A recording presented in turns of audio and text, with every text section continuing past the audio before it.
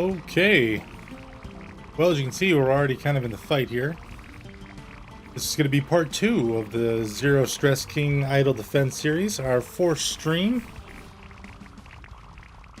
Let's get into it, I guess. So, a quick recap of where we were the last time we were undertaking this game.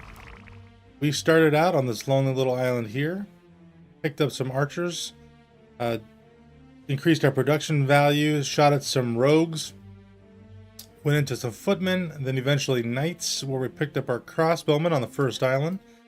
Adventured onward to the land of wood production, where we also picked up some dryad huntresses for piercing attacks.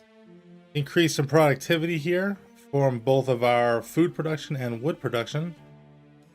Got eaten up a little bit by some dryads and some trents for additional wood per kill. Then we migrated over to this new island where we encountered goblins for the first time, recruited some orc women to participate in axe throwing defense, got some actual orcs, dealt with some orcs on wolfback, and then we got eaten up by what's his name? The Golemon from World of Warcraft. So we end up acquiring 9 prestige points in that time frame. So we're going to go ahead and prestige day and start kind of fresh with going through the process after we get these points allocated. I haven't looked at these since the first time we looked at them this last episode. So we have a chance here to read through them again and see which one's going to be the best choice for. So again, let's start here. Peasant. Production buildings are automated from the start and grant 10 farms. Also check our music. It's a little loud. Alright, back to prestige points. Production buildings automated from the start and grants 10 farms. What does this give us on the secondary? Increases building production by 5 times. Now this would certainly help us get more archers more quickly, more crossbowmen, or whatever we pick in that choice between crossbowmen and cannon, dryads, etc. down the road. Probably a very solid choice. We go the imp route, where killing with lava still grants us 10 resources and experience. We then open up number of the last unlocked enemy is plus 20, which would certainly increase the amount of mobs on screen if we were able to handle that additional load. Decrease experience gain, skill effects, 100%. Does not affect enemy health. Wow, that's pretty killer. More experience is more better, more upgrades more quickly. Alright. Increases from the gravedigger to resources gained and affect skills from enemies 100%. Does not affect their health. So these two are the same thing. One of them just a resource, one of them just experience. The imp seems to be quite powerful and pretty much plays into the way we were going about our last playthrough. Not really increasing their health for benefit and gain.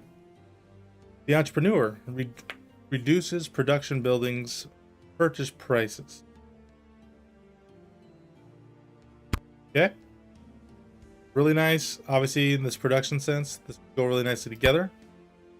Get 5 times that much more quickly. Here we have reduces the defender purchase prices, so we can certainly bump up building production, feed costs. So do we want to go automation first before killing? Interesting question. Reduces skill purchases by 50%.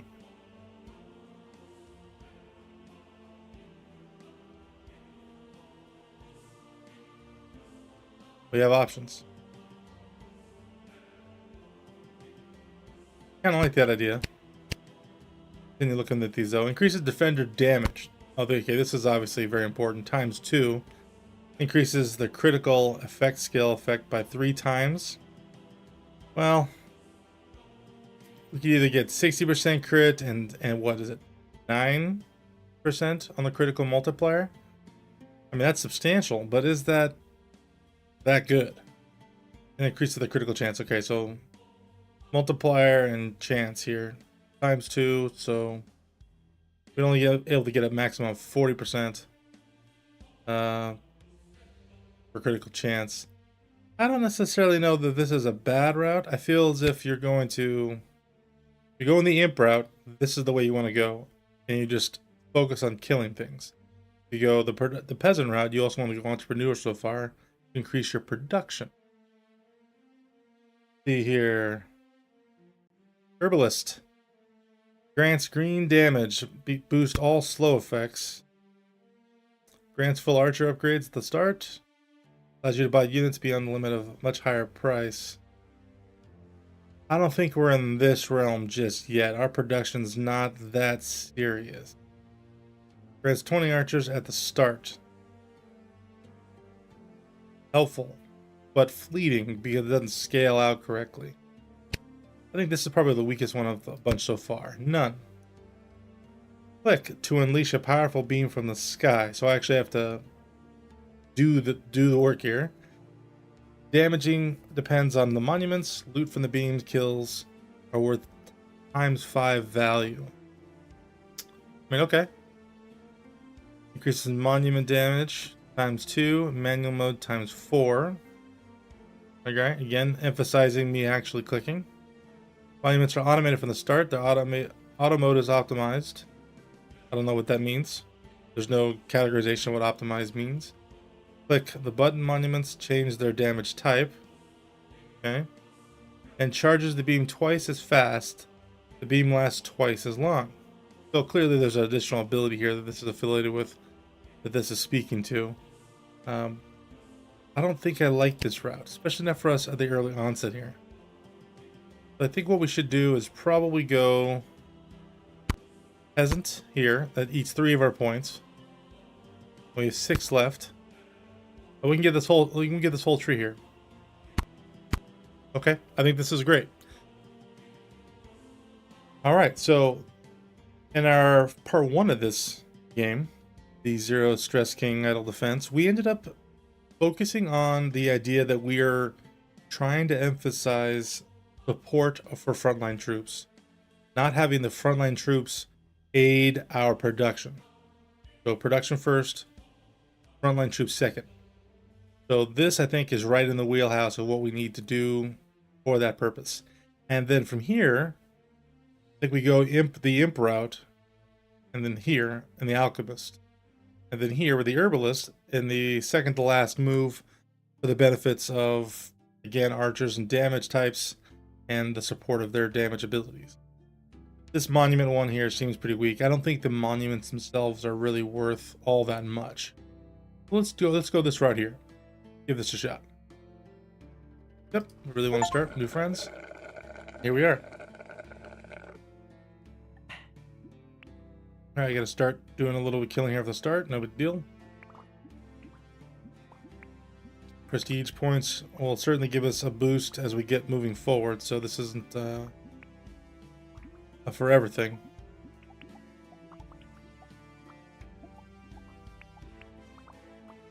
Other than that, thank you for joining me. If you were a participant in the first part of this, I very much enjoyed getting underway, getting some time in the seat to look at the options, investigate what we think might be the most efficient route for skill usage.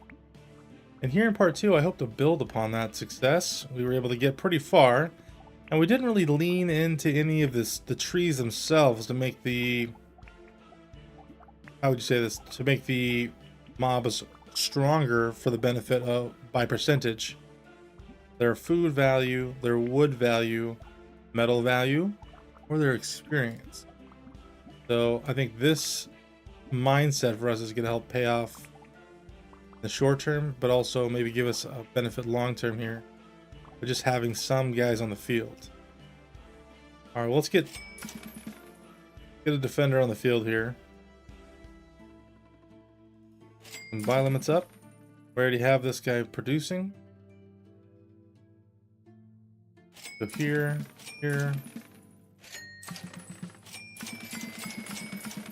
Emphasize getting more on the field.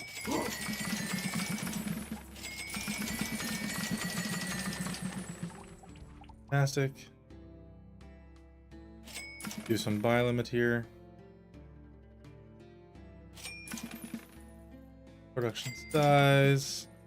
Alright, I think we're probably going to spend a decent amount of time in this playthrough clicking upgrades early on, because we're going to have that much more bang for our buck going through. Each points will certainly make things more efficient for us. And to that degree, we'll need to focus on making sure we're not missing the timings on some of these upgrades to really progress quickly. Right, left shift. Now we get 30 guys out there. This should be enough to clear these first levels pretty easily.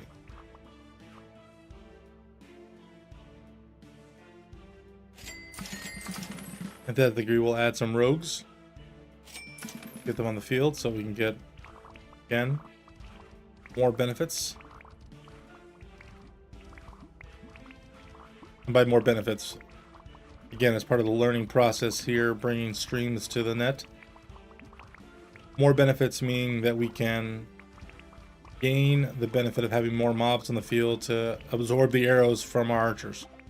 Even though we still had a few leak here, obviously part of the game.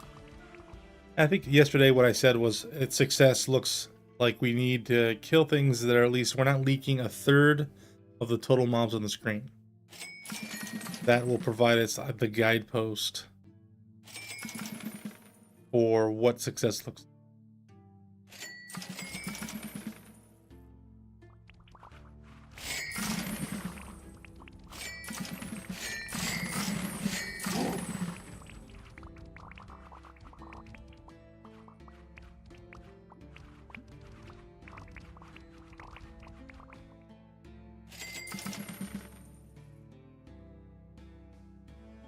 It's coming up pretty quick.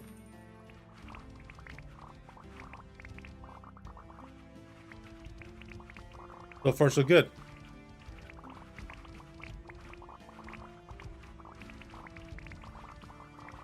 And as part of watching the stream today, if you guys are watching live or you see the VOD later, please, by all means, feel free to join in the process. Comment below the video, give me some ideas on direction, some information about the game you might share that I may not have covered, or more importantly, know more about it than I provided, and maybe gives me a little bit of an educated information piece that I can use for going forward. There's no question here that I'm still learning on how to stream and be a part of that process. So with that in mind, feel free to provide me some guidance if you dare. I welcome the feedback. Obviously, I don't know everything. I'm happy to learn. And whether or not I adopt suggestions is merely because I'm trying to make sure it's as prudent in the valuation I have of that information at the time. So I'll put it on the side at the very minimum, or the maximum, I'll implement your suggestion. And obviously, anytime you have a chance to engage with the stream, the more I appreciate it, because it gives me ideas on how to move forward and how best to really approach this whole process.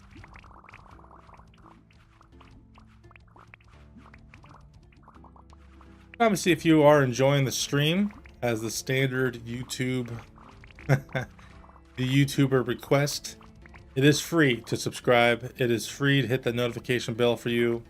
All it does is help YouTube understand that you've seen the content, you enjoy it to some degree, and you'd like to at least be notified or have the ability to quickly click back to the channel through your subscriptions tab in your YouTube account to see the content. If it is the case, you find my material here worth your time, please toss me subscribe. It'll help me develop the channel a little bit. Anytime you have a chance to engage in the comment section, I'd love to hear from you. Any additional engagement other than the subscription will help to also notify me what I'm doing well, doing poorly, and how better I can assess the way I am presenting these streams to you. So with that said, so far so good. We have a lot more archers off the gate with very few farms by comparison, which is an excellent sign. Already got max level, boost our farms as best we can. even with criticals, for no reason other than critical production.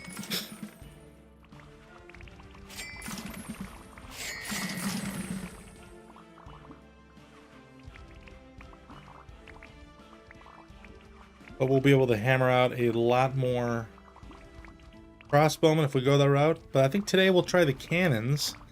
We'll reverse our pathway from the last part, part 1, and we'll try the opposite attackers. Even though I was very happy with the Dryads, they did substantial work with the piercing attacks that they provided. But we're going to try the other route and find out what the circumstances are with their kin, the name of which I am not familiar with. I haven't played this game enough to know off the top of my head, but I think the first one here was a cannon somewhere here, as well as that third island, so that'll be something we'll look to. Farm first.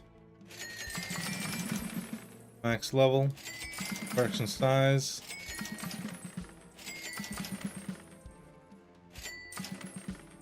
Stay on this for a second.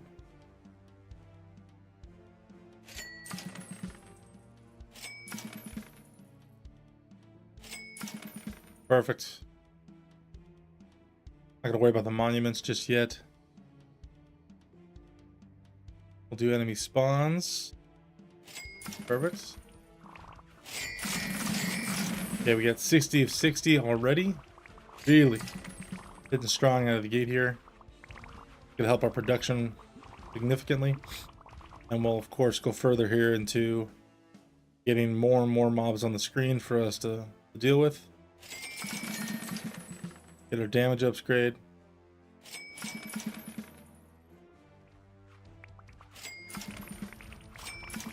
But we're definitely going to reach a point here where we're going to outpace, based on what we're seeing so far, for food production. Our food production is going to outpace our ability to come into the secondary defense of this first island, which will unlock after I get to the footman. I think subsequently the knight over here. So we'll have plenty of materials to maybe go forward and max out that defensive measure pretty quickly, which is fantastic, but just something for us to bear in mind. Already max. We're collecting now for the future. Got to get more experience, decently priced. 5 of 10 on the reload for rapid reload.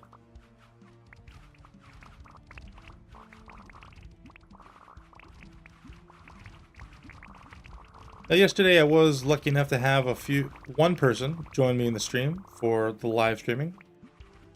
Who you were, anonymous person, I do not know, but I thank you for joining me for a little while. Still haven't had a comment in the chat though. That person stayed anonymous and didn't provide any feedback, so please feel free to participate in the chat.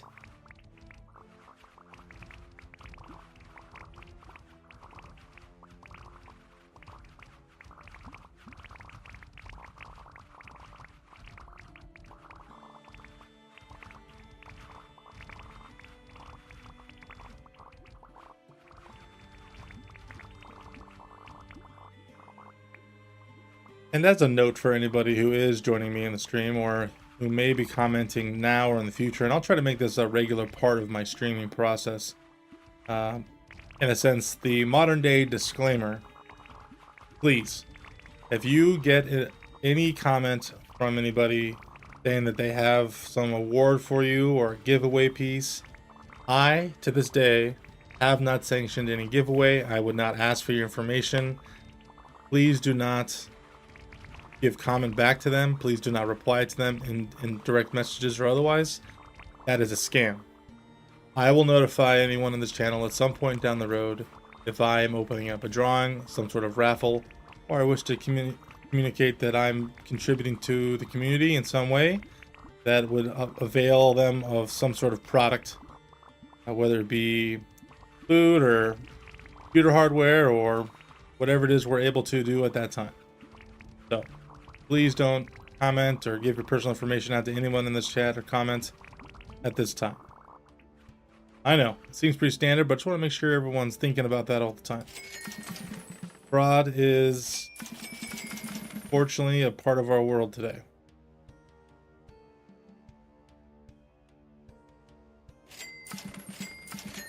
Got one.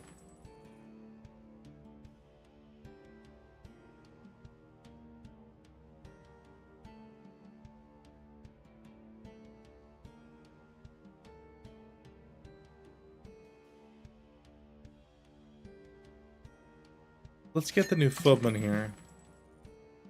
For no other reason than I think we can handle it.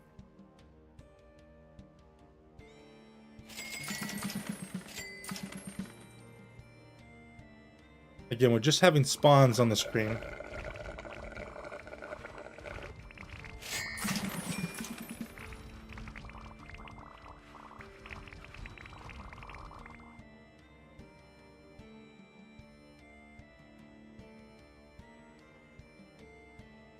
Let's try to see if we can push up our experience for the archers.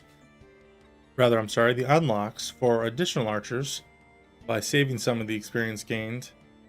And so that way we can pressure the incoming rows of enemies here with, I hope, to be the very max amount of archers available to us because we have this increased production after those prestige points. A couple guys leak through there.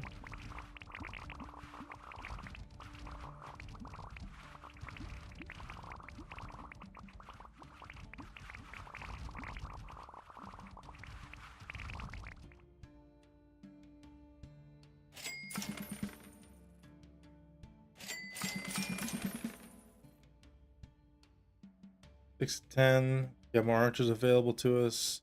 We got one more upgrade for the maximum archer limit. And we're definitely in front of what we need so far as for food.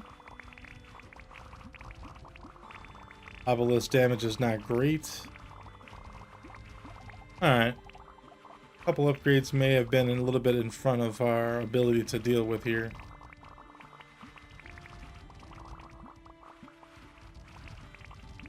But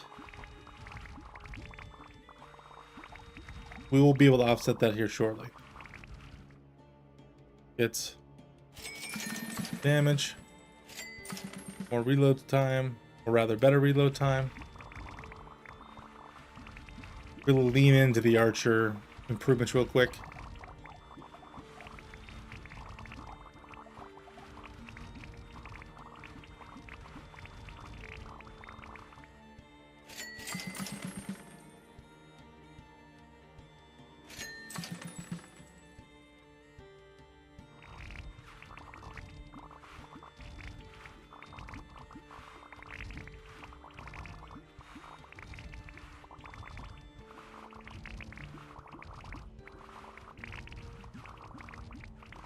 Just focusing a little bit here. My narration for our stream today is not silenced. I'm still here.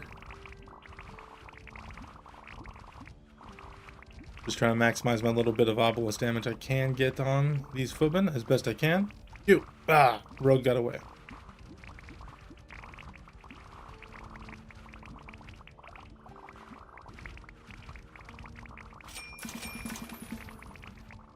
Going here. Okay, maximum level there. Maximum level on damage and reload for our archers. That's fantastic. Go with minimum range. Maximum range maxed out.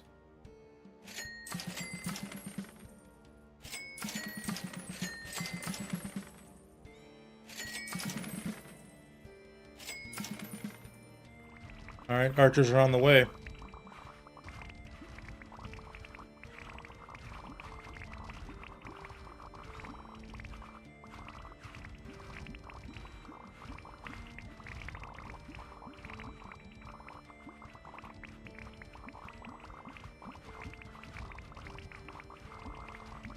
I do like having the early start with the archers a little bit more significant for us to get on to the field. Our production focus was the right way to go. Not only for the prestige points, but for the early part here. So we'll do that again this next unlock section if we get a chance to. This production's already maxed. We're going to run into some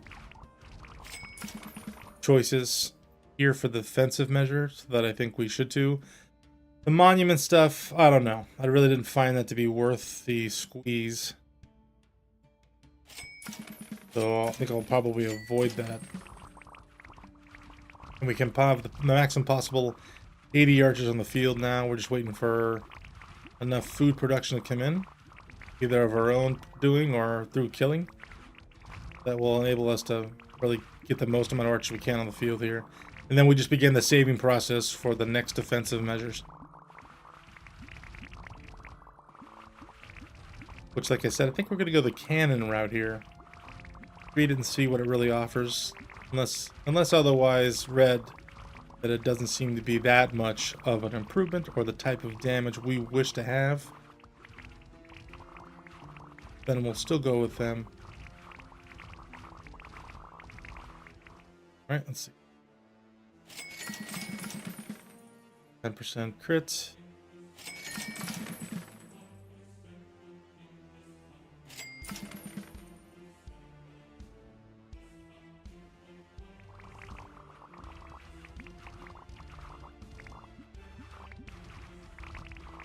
Definitely looks like the critical damage increases, along with the maximizing of the archers' upgrades to this point are keeping pace, which is great. Probably can get a couple extra footmen in play here as well per spawn, which gives us a little bit more damage from the slaying, sorry, a little bit more experience and food from the slaying side, even though our primary focus is to build production first. We've done that. So perhaps we can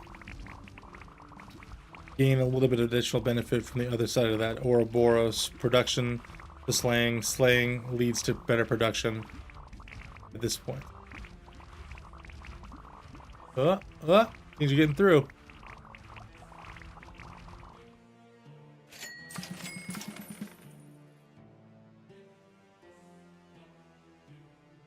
One more upgrade for the critical multiplier. That'll be our next upgrade here. I'll wait for it. The experience come through. And bang. All right.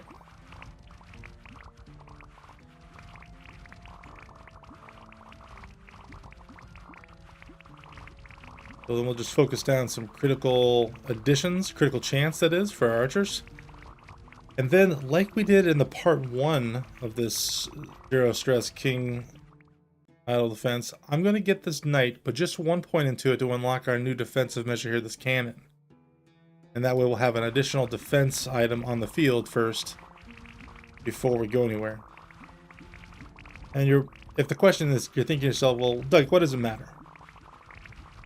If they just go into the lava, it's not like there's a hit point bar or something that we're slaved to, and if it goes away, we die, we have to restart. You're not wrong. But if it is the case that we don't actually complete the kill, we end up just spreading our damage across all the different mobs on the screen. And that means we're not going to actually get the kills as their life continues to increase and our damage stays the same. So we want to try to have this equal balance of damage out and mobs on the field for us to kill. Otherwise, we're not going to have the production value out of the slaying portion of our run. We'll only have the production value of our production. Which I know sounds a little bit redundant, but with any game, in the efficiency sense, you're always looking for what redundancies can I make redundant with additional redundancies just to make sure that I'm efficient. Keep pace there with that upgrade. Alright, 15% critical chance.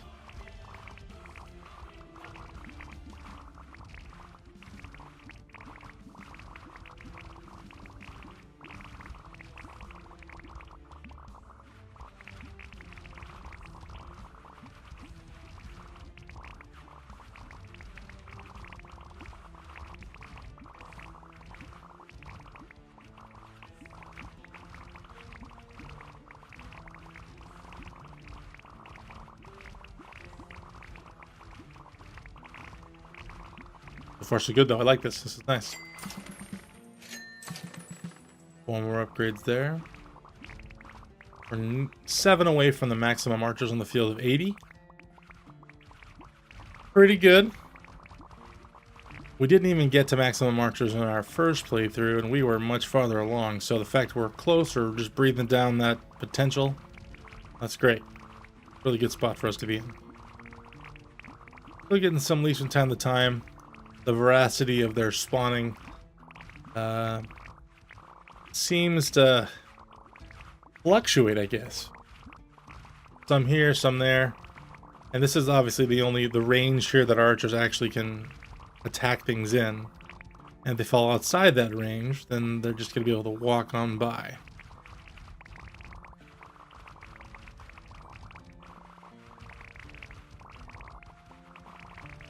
We upgrade our music a little bit. There we go. A big part of the early onset of our streaming is how good is the volumes in play here. Too much combat sound? Not enough combat sound? More music? I'd very much appreciate a follow-up from anybody who has watched this stream. Just to give me an idea if these levels are good. Is my voice too loud? Is it overpowering? Is my mic cutting out? Do you clearly hear me, or do I need to enunciate better? Let me know. Happy to learn, happy to improve.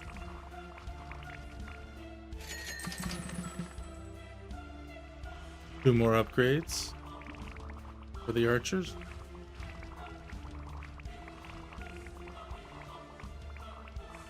Bearing down the barrel here. One more upgrade for the archers. Perfect. A few more. 8,000 experience and probably 10,000 or something. Maybe 9,000 for the final.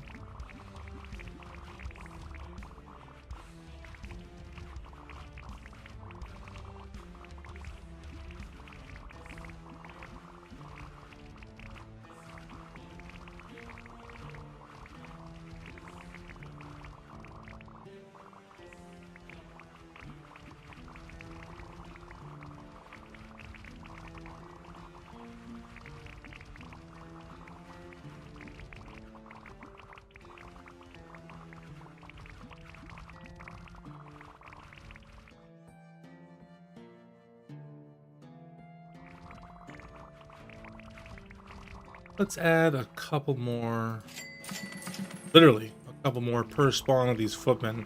That'll max them out as far as input goes to the screen. I think we can handle them.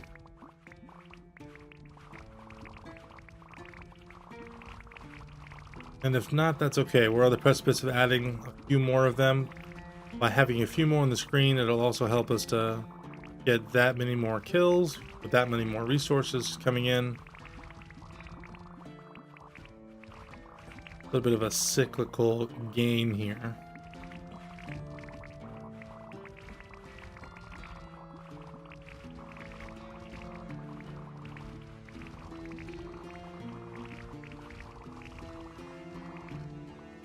Seems like we're handling it pretty well, which is always encouraging.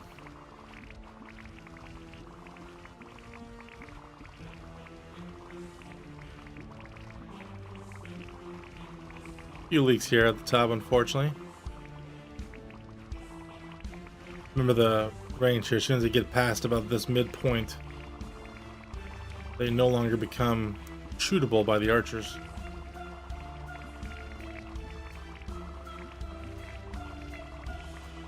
At the precipice of our 75th archer. There it is. 10,000 it is for the last upgrade on the archer, with a 20% critical chance. And then we'll move forward and get this knight to get that additional defense. The cannon. And obviously my comment earlier about having the ability to kind of stockpile resources for the next defense didn't quite make it. We're not there yet on the production of this. Production of the food currently to help us in the finalizing of all of our archers. We probably should stockpile right now though, see if we can get as many of the new attacks in as possible.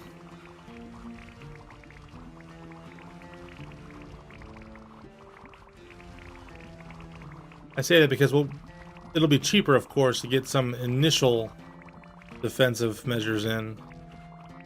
for the new tier, as opposed to continuing to maximize this. There's obviously a steep curve here we're paying, and 75 is a pretty good round number for potential OCD. 5s and 10s are always clean. Although we could go with prime numbers. Let me know in the comment section. Are we prime number upgraders or not?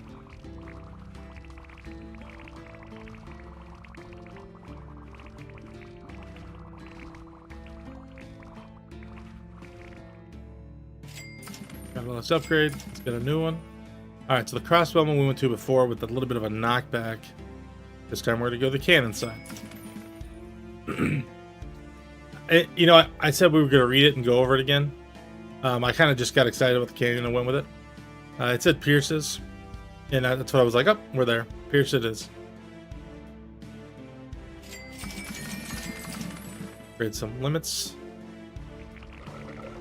Bring him on the field. Alright, 16 cannons on there.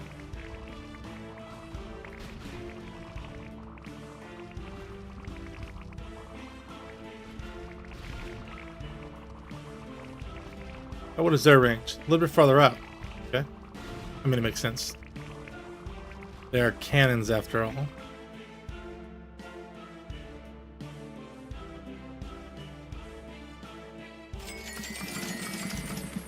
Upgrade their damage. Upgrade their... Let's focus on the reload speed.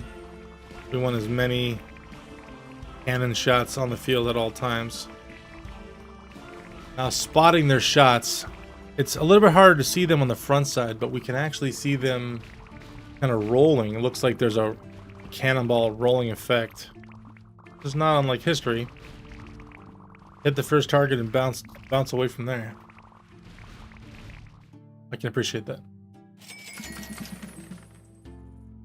Critical chance, that makes sense. Critical chance multiplier, that makes sense. Piercing, there it is. Reload speed first. Reload speed, piercing, and more damage.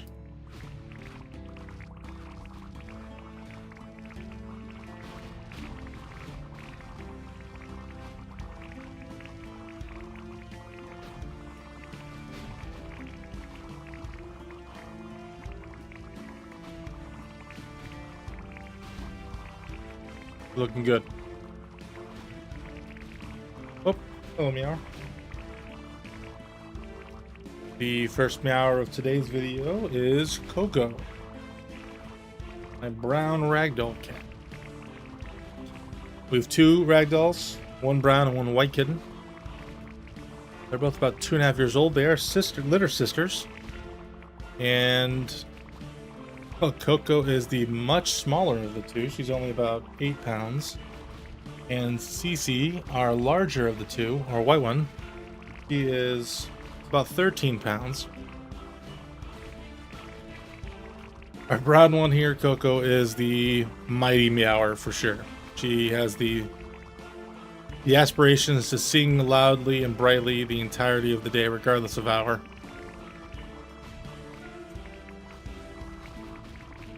She's also our hunter. She's the one that gives us the cute little noises when she sees a bird out the window or she sees a bug on the wall or something. She'll go into her, aha, I see this, Dad. Which is obviously just so cute.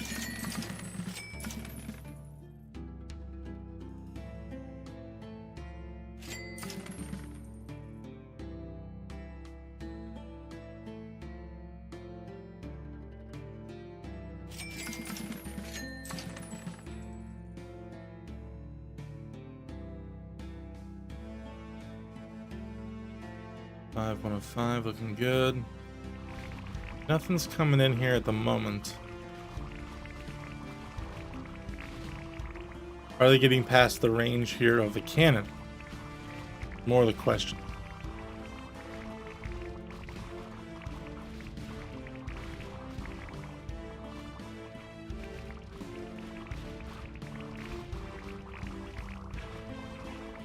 Not quite, which is good. Alright, let's go bring in some more Okay, we pierced 5 enemies. Let's keep that at even Steven there. We want more of these. You get 18 maximum.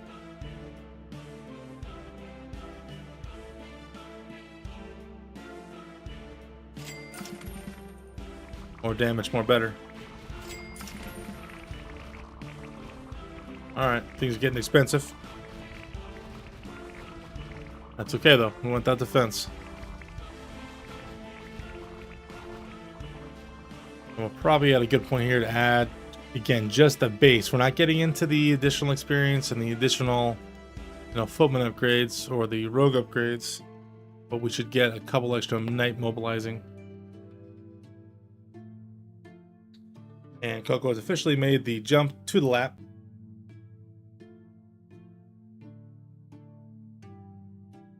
At some point, we'll get a kitten cam up. So we have the ability to, verify cuteness, see the meowing in action, potentially have one of them nap next to me, which they often do. I also sometimes have the dreaded nightmare problem of them attacking my toes. I gotta be careful of that. But right now I've got a purring kitty in my lap.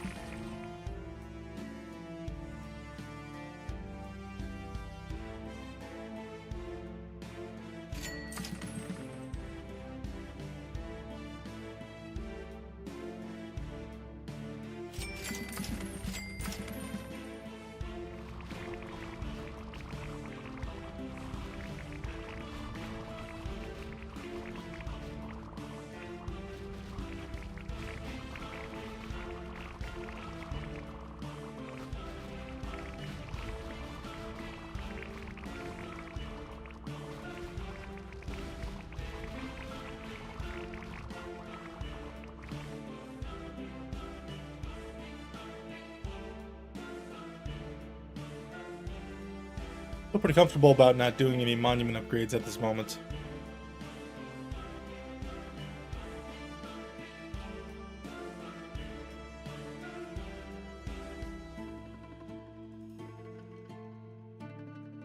I want more damage though. More piercing, more damage, I guess. The trade-off is not a consideration.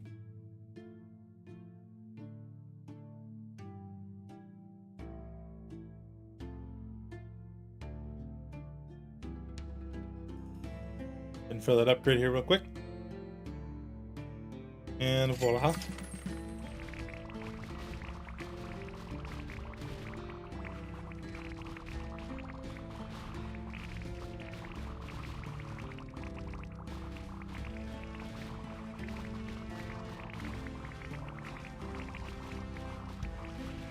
Another cannon upgrade upon us as well, with our food production as high as it is.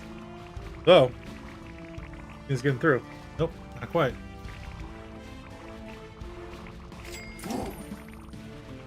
Powder and thunder. Alright, one more cannon to max it out. It is going to be cheaper than the next upgrade for archers, so we'll get that and we'll be on the way for sure. Expensive upgrades. Let's do a little bit of back and forth here. Alright, range improvements are well underway. Critical chances moving. Multiplier. Pretty weak multipliers in this game, but every little bit counts. Again, we're maximizing our kill here. We're not letting things leak through. Just the ultimate goal at the moment. We'll continue to add another one of these knights to the spawning.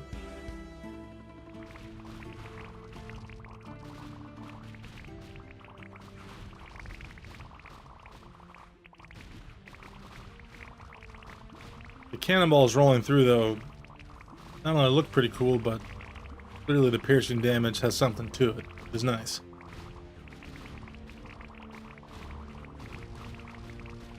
Now, seeing that the coverage of the cannon is a little bit in the distance of this area, I while thinking about the next upgrade. I wonder where, because the Dryads are about middle range, more like the archers here. I'd like to know where the other option is upgrade-wise for defenses in the next area. Where do they sit?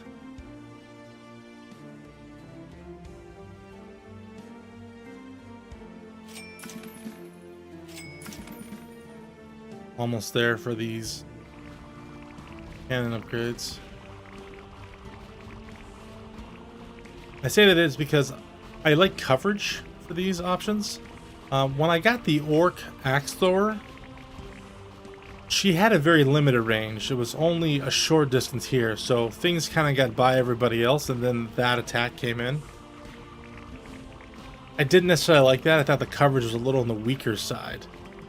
But the piercing cannonballs are very good. We'll read the caption for the other option instead of the Dryads that we had previously, because those were high performers. Let's try a boss out here too. Why not? Why not? We're in the market.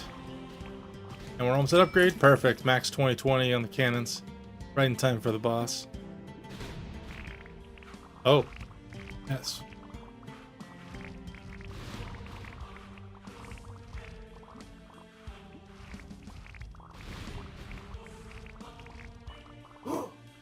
That seemed pretty easy.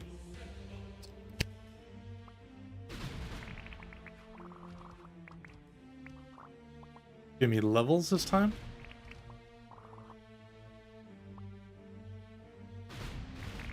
Or is it the same one again?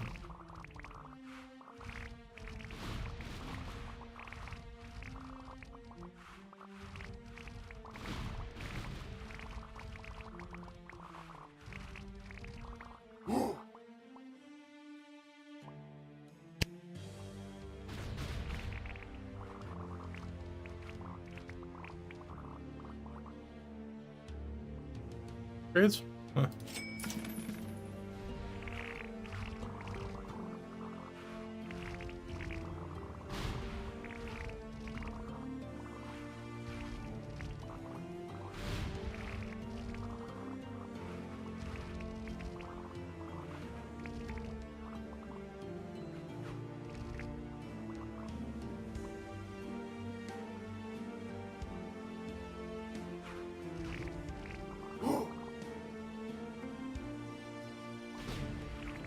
Okay. Well, we can play around with that option. We've already got that prestige point, but, you know, back to this, we're just trying things out. All right, let's bring in a couple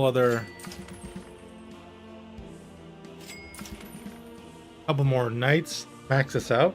See how we're doing, how stabilized we are.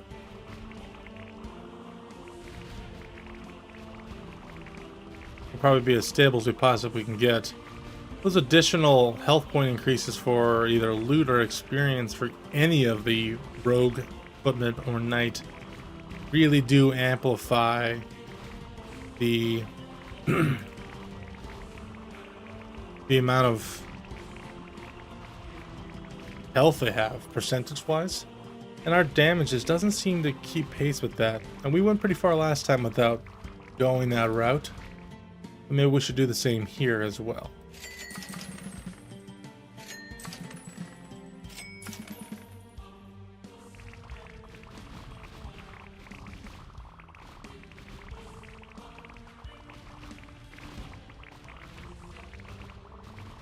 They're looking pretty good.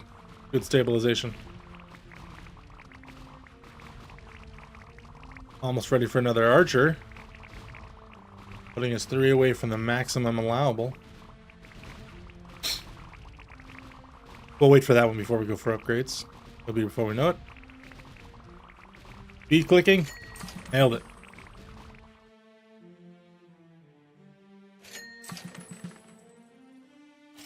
Alright. Critical chance completed at 5%. Couple more upgrades on the multiplier. And we'll be off, I think, to the next area for more defense. And maybe we can then revisit some of the lower level improvements to... How'd those guys leak? What happened?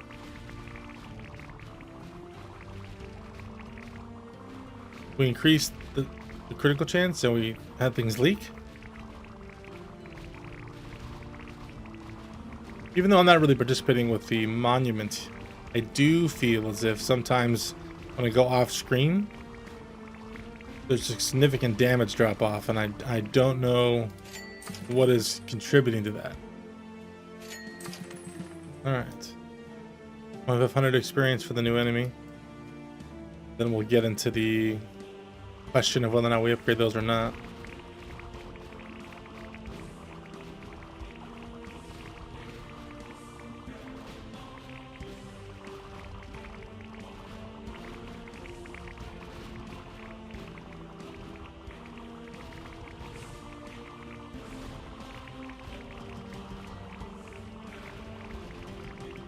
Now this next island, there was a production node at the bottom end of it that really catered towards percentile increases and timing increases for both the production of food now and what will be the wood resource for the next island, and subsequently the metal increase for the third island that we got to yesterday. I think it's important we probably beeline to those upgrades first, bring those into the fold, and then start building out our towers. We'll have a few extra mods in play, but we won't have a ton of extra stuff.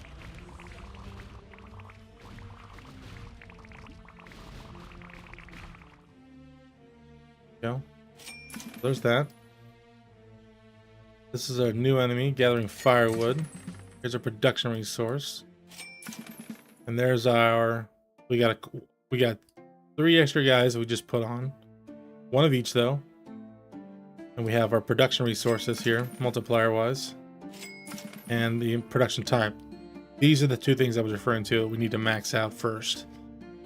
I mean, just more is better. I understand we may be leaking a little bit more here. But I think it's worth the effort to bring those extra resources into the fold sooner than later. And we'll work in some more defensive additions here shortly.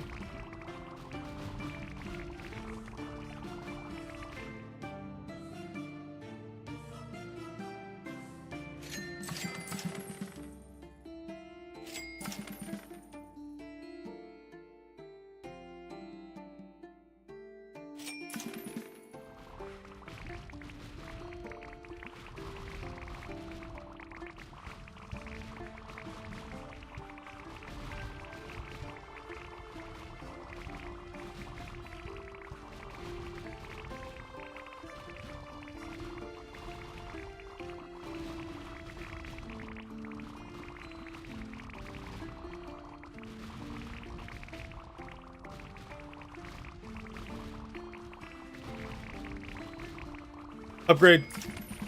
All right. 2 archers left. We're getting some wood on the field. I think it might be a good idea as well. Get 10 of those up right away. Some low-level upgrades. Automation's already done. Production time, production amount. I'll just do some wood upgrades. Okay, let's look at a choice here. New defender of your majesty, green damage, splash attack, which means it's kind of got a small effect on the ground. And I wasn't really happy with the upgrades from the monument for splash attack purposes. So I think we probably need to go the route of the dryads again. They were very good. I don't see why we would not.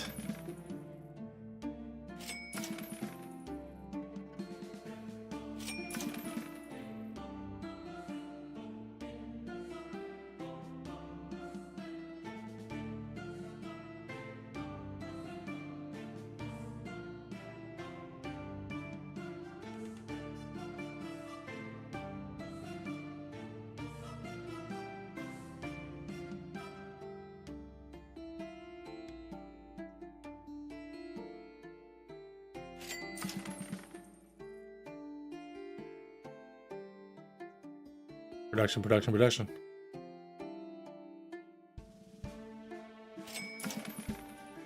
See the choices here. Keep upgrades. I'm sure we've been leaking. Trying to get our wood samples up. Full investment into the wood. 5 archers on the field. Do a biolimit increase. Damage, of course. There's the piercing. Let's focus on the one of each things. Okay. We can buy 10 more. We can buy all the piercing. Piercing level 5. Let's make that happen. Alright, good defensive work up top, right out of the gate. I'm holding shift, by the way, to fully upgrade these based on the research that we have available to do so.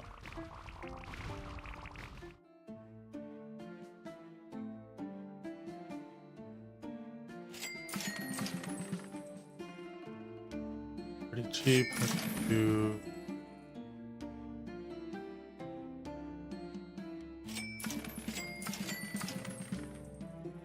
Focusing on the wood. Focusing on the wood.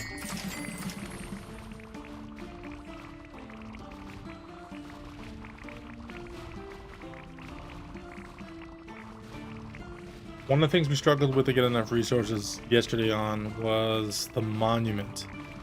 Having this higher increased production first, or first focus, will help us to benefit from getting that taken care of, especially when it's automated.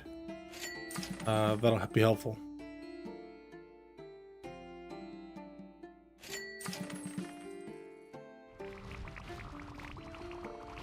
And here's our dryad range. Similar to our range for the archers. One away, by the way, on that max upgrade. Looking good there.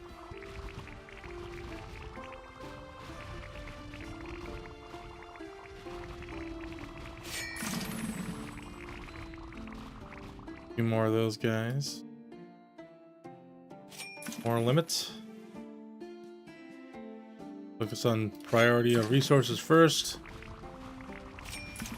Keep upgrading them as we go. I think our optimization this time around has been really solid. We have not had lots of leaks when we're on the screen. And that's really the goal, right? We want to keep our damage in front of what's coming on the screen so we're maximizing those death benefits. We're not letting anything leak away that we've wasted damage on.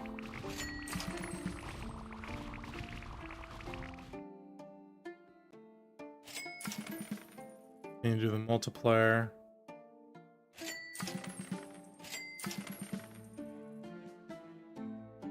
Looking good.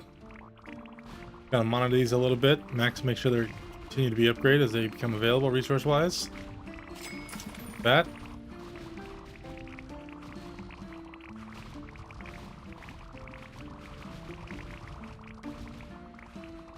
Now, you see the arrows, obviously. You see the cannonballs kind of rolling off to the side as they hit. The dryads have a little bit of a purple touch. They hit and then they kind of split out. Then they deviate. It's not a splintered multi-shot effect. It's a hit one target to go to the next target, then the next target, and so on. So long as there's a target within it, looks like a certain B window from the target it initially hit.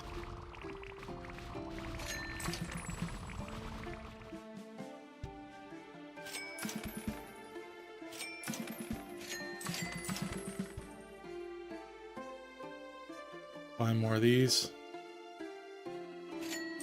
Perfect. More production first.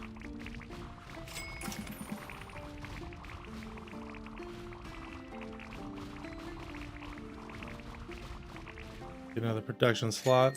Sure we haven't. Okay, another production slot. Come on, experience. Dun dun dun dun.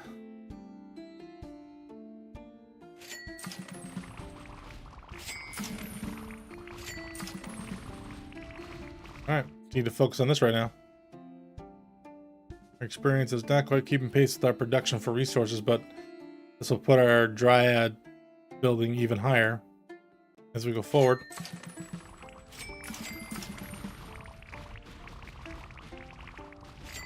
Look at that. Good wood production. Obviously still in the lower end here, but the fact that we have it means that we're going to get all these dryads that we have potential to get that much quicker. Just feed that for the moment here.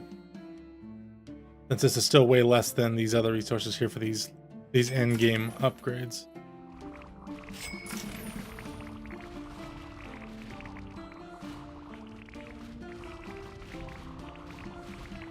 There it is. Max upgrade on the building of the wood benefits.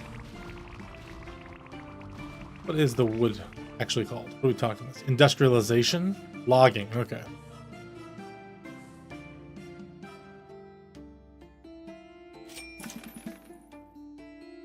Boost our limit for the dryads as well.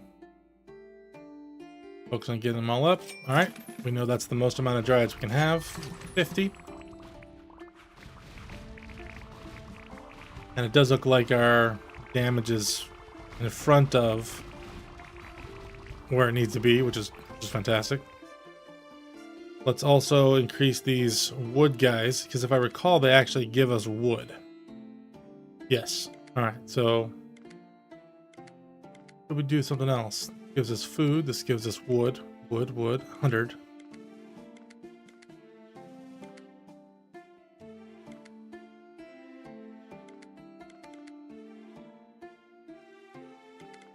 So these Trents are like the worst to upgrade right now.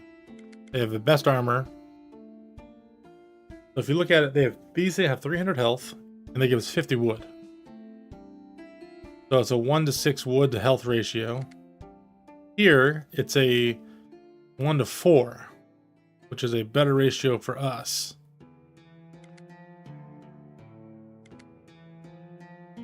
Obviously, they have that much more hit points, but they give us much more wood. We'll go that route in a second. Let's get...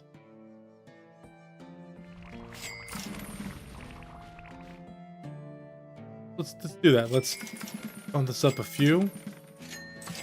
Half of them. Okay, then we'll do damage on the dryad here. Spend our experience points there.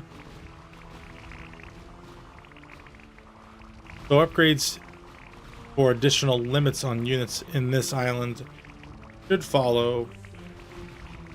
Wait, let me get the name right. Dryads, definitively. Satyrs, and then the Trents. No problem. I like it. Ah! Probably could have done that a long time ago. Alright, maximum archers, maximum cannons, on the way to maximum dryads. It's fantastic. Bill's Hunter Scissor found good.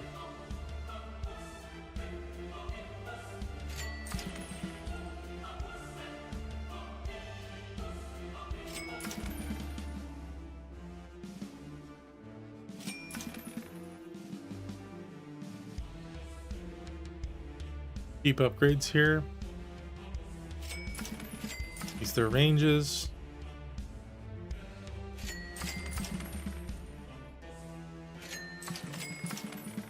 One more upgrade of these each. Maximize their range. We'll do that next. So that way they have the benefit of attacking, hopefully, multiple times within their range.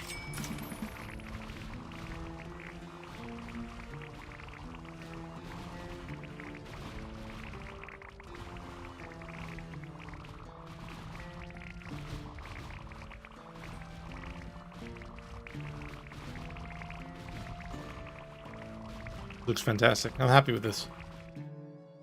Hope some of you are also giving me the nod on the screen like, yes, this looks good. Alright, one more big upgrade there, 2 more there for these all production size increases.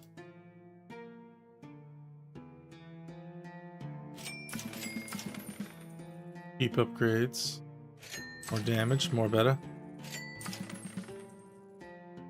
3 of 10. We'll get this to 5 again for that rounding number of 5 and 10s. We'll do the same for the critical multiplier. Doesn't give us a lot of multiplication, but it does give us something.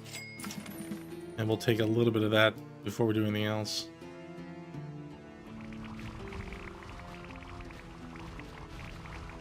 Looks good though. I like it. Oop, gotta stay on top of this. A couple more extra dryads there.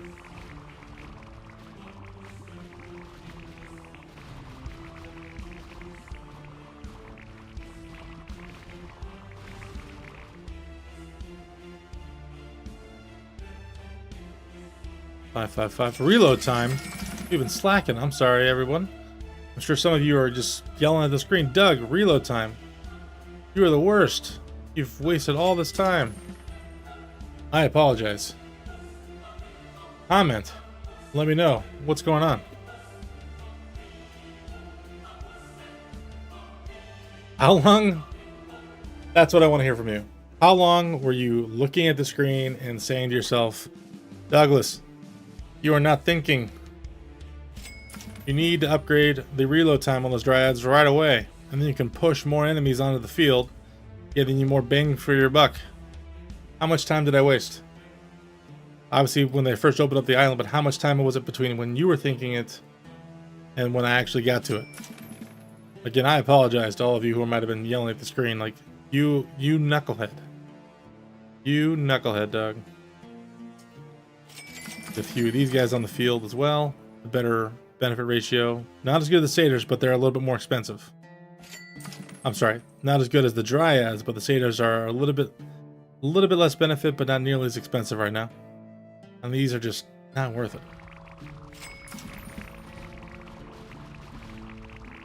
Okay. Now we have food galore. I wonder if there'll be a way we can leverage that resource down the road.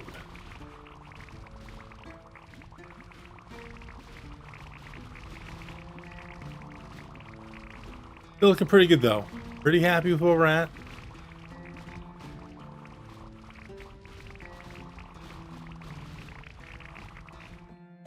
Alright, let's get this last multiplier here. Get all that wood as best I can. And we'll benefit some of these production elements pretty quickly. I've got 2 more all productions. They're pricey, but they're the biggest bang for a buck here.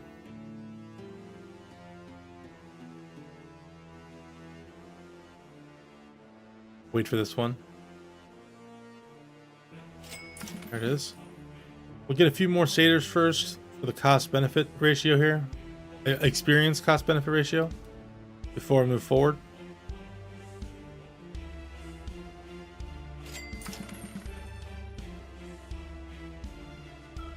We'll bring it up to where the cost is for these extra dryads. Okay. Extra dryad damage, forgive me. We got dryads on our team. We have dryads in their team. Huntresses versus just regular. A little bit of a wilderness mess at the moment. Oop, another upgrade. I'm good. 21,000.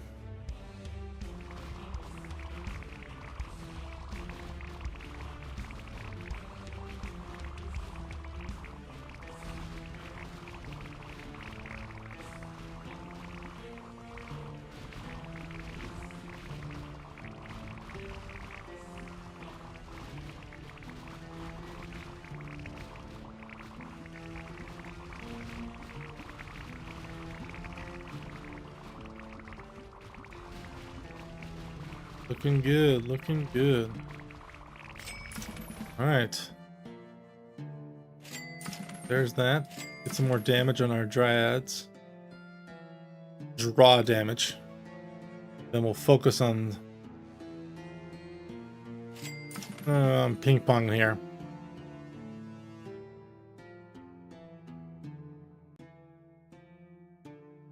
We got some upgrades we want to get to. There's no question about it. And that's what this game's kind of about.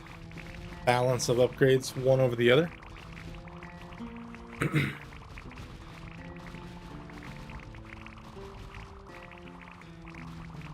Maybe their sound a little bit more. least amount of attack damage volume for all of you.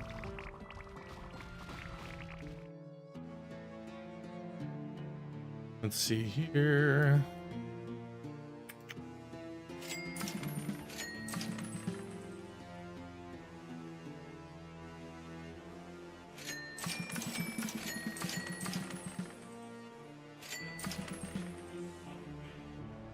Easy upgrades on the multipliers. Hammer these out real quick. Get some of these big 11,000 upgrades. Kind of going to be up freely to do what we wish here momentarily.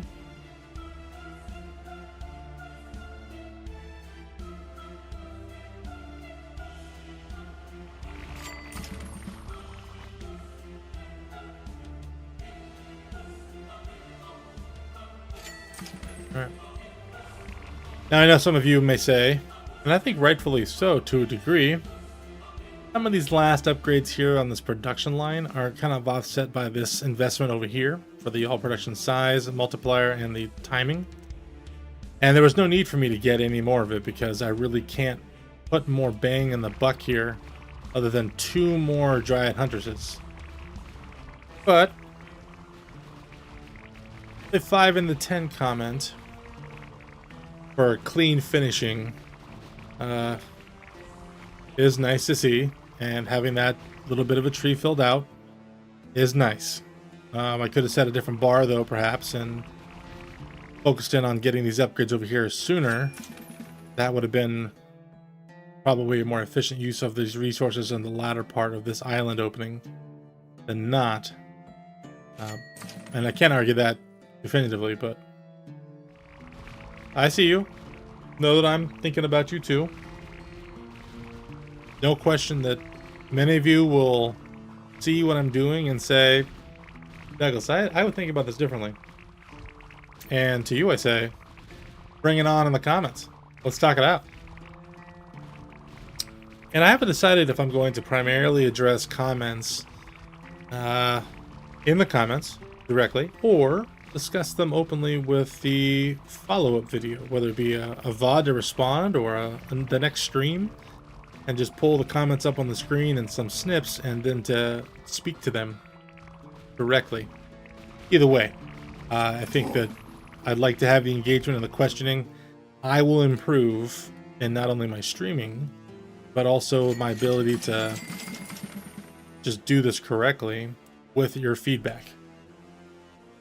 Not all feedback is good feedback, but feedback that's genuinely an attempt to improve should always keep me thinking, as I should be saying things from time to time that at least keep all of you thinking.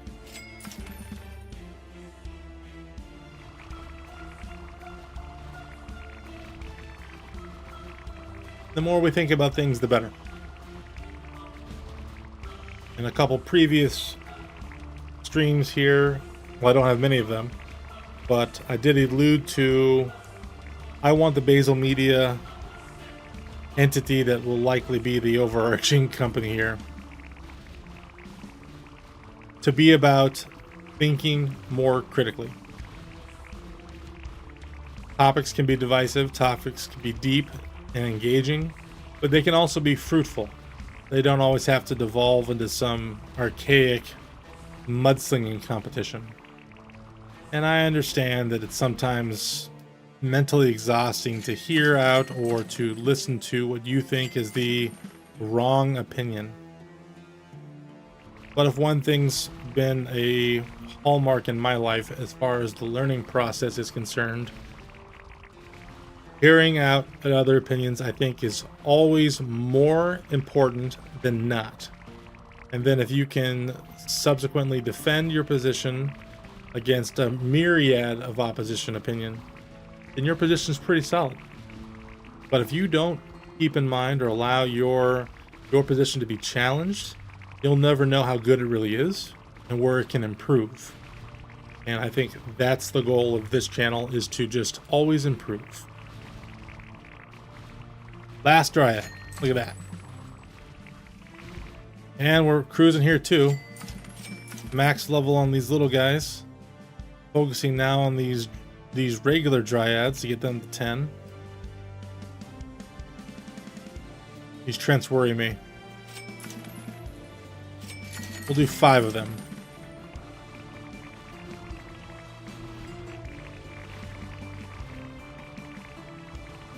Looks good though so far. So if we go here, we still don't have all of our knights. Let's bring them into the fold. Maximum number of knights. And there we go. Okay, so ultimately here's where we are. All of our defensive, production, and defensive measures in the first island are taken care of, with the exception of the monument. We have only increased the amount of spawns for our rogue, footman, and knight. We've also finished out our defensive measure for the dryads here. Our spawning for the satyrs. We're working now on the spawning of our dryads and trents, with a focus on the island for these big nodes for all production multiplier, all production time reduction for the turnover, and our wood production for the island on the whole. Again, skipping improvements directly to the monument. Where do we sit? Where does that bring us? Well, we have maximum production of both food and wood, with numbers now creeping into high heights. All the archers we can get, all the cannons we can get, all the dryads that we can muster as a defense, and we are not leaking. Our production has led the way first, and I think that has been a good staple for us to continue with. If we decide to increase perhaps the additional upgrades for experience or loot from the different entity, being the rogue, footman, for example, knights, these satyrs, or even these dryads and trents at some point, then we certainly can. But we should be mindful that those percentage increases are a lot, and our damage will not go up any further. So we may run into the problem that we just don't literally have enough damage to help us out here. Bring a boss on here real fast. This will be should be the second tier boss for the second island. Here it is. Perfect. So far, so good. Alright, now these unicorns.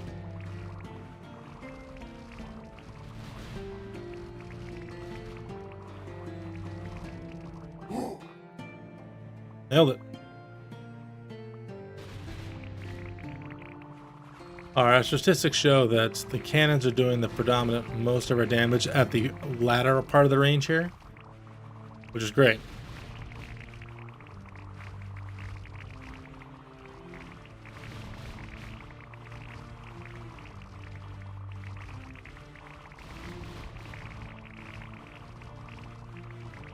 Love it. That looks nice. Okay, dryads are maxed. Keep adding these trents. 6 of 10. Gonna be 7 of 10.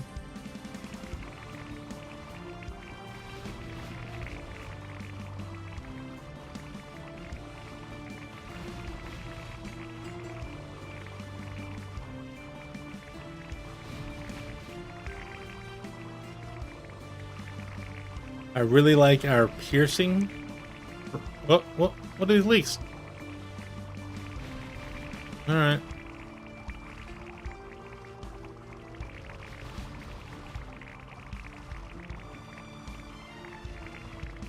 Well, everything's firing on all boards here, and we're leaking very little, as discussed previously. So long as we're not leaking too many things that the damage we're putting into those mobs is wasted, we're in a good spot.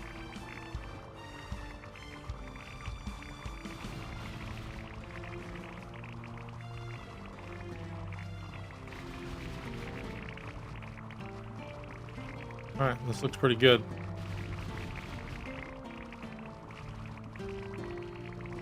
Spend some more experience here. Alright, maxed out trents.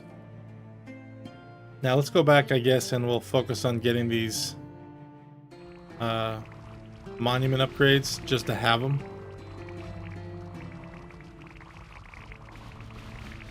We definitely did not get all the upgrades for the spawns this last playthrough, and we certainly didn't have the production or the defensive measures maxed out as well, so those production increases for prestige points really have played a good positive role for us. Get a checkbox here in the bottom right for our boss play here.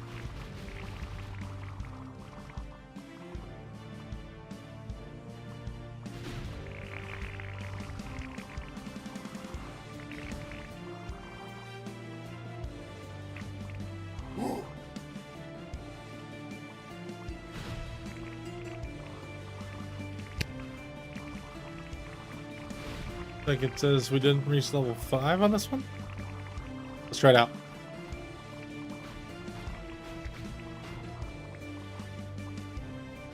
Unicorns.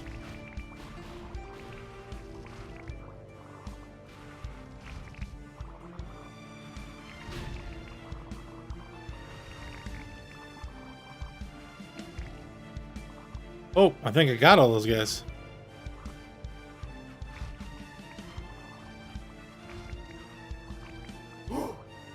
Ah, winning. Do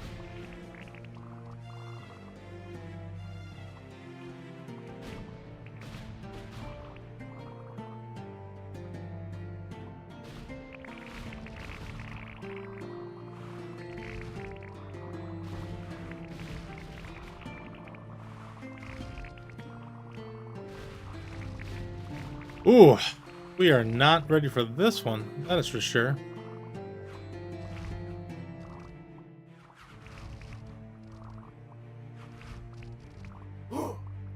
Okay.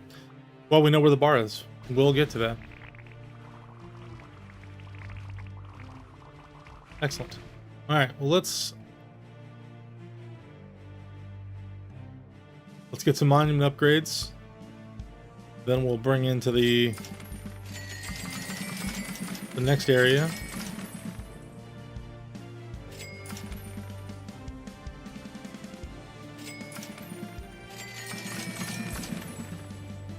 Diamond damage, auto damage, 12,000 for auto.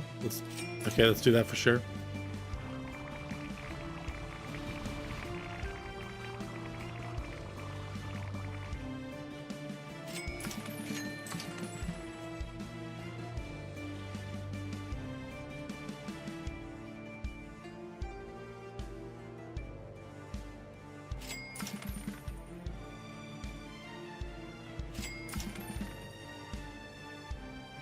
Pretty expensive upgrades for this.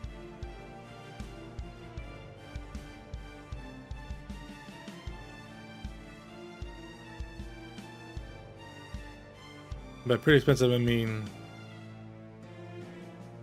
very expensive. How's it looking though? Plant this flag here somewhere, is that helpful?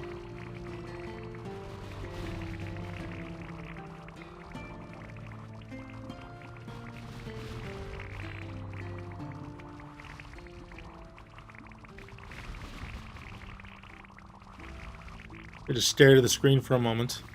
Oh, here we go. Alright, perfect. Now we have 2 of these suckers.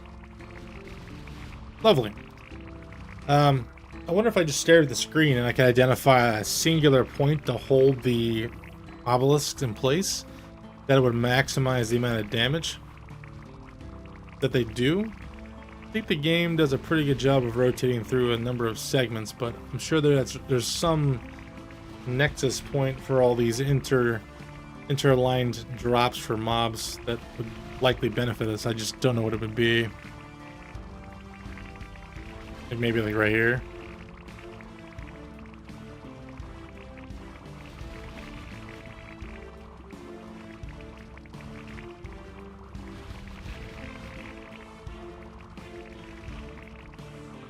Am I constantly attacking things at that spot? I think so.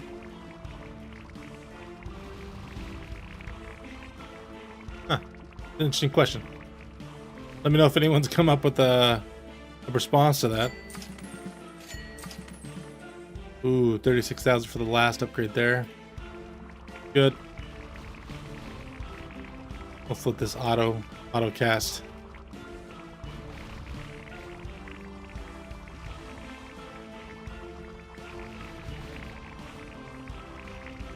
Does do a pretty solid job of doing damage on the circle here. And if we look at the top of our defensive row with all of our cannons, archers, and dryads, we do see that there are 2 obelisks shooting there.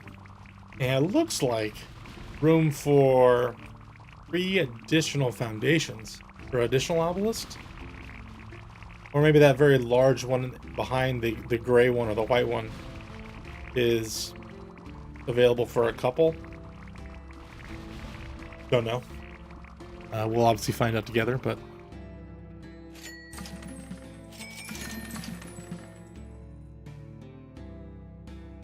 man, these upgrades are steep. Okay, well then we can definitively get to the next area for sure.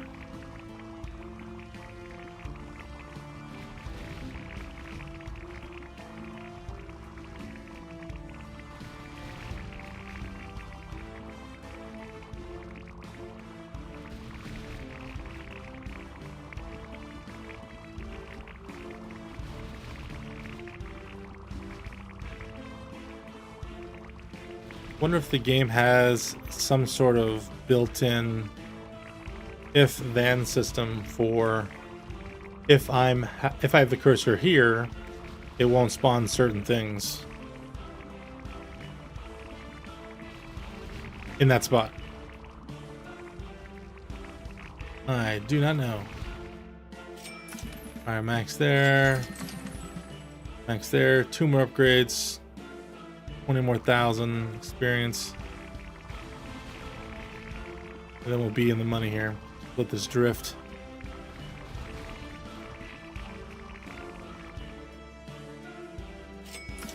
Yep, 28,000. Okay. We'll be there in a second.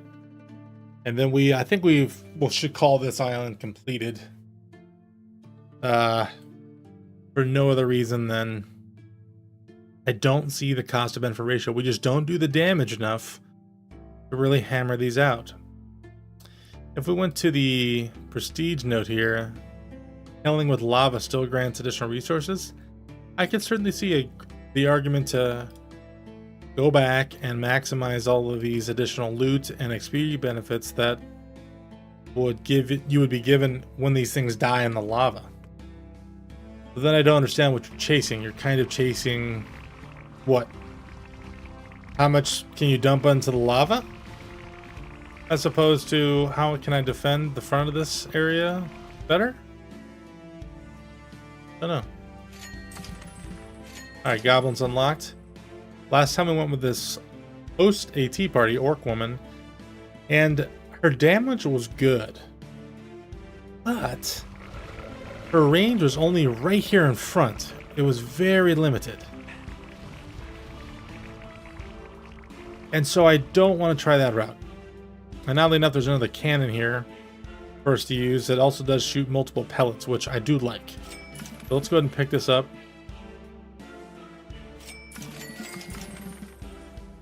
Get a few upgrades here that... Alright, we might as well just go for it in that sense. Sure, max range. Okay, here's number of pellets. Critical chance. Reload time, of course. I'm going to focus on reload time for all of you in the chat. All of you thinking about that blunder with the reload time for the Dryad Huntress. I just didn't get around to. Let's see. In fact, you know what? I'm going to make up for it. I'm going to go this route first. I know. More pellets is also good. We'll go back and forth. But I'm going to focus on getting this one done first. Very short range, but more so the breadth of the range is much larger than the orc throwing, but definitely a shotgun type scenario. I like it. I think that's going to be a nice addition to the overall feed here.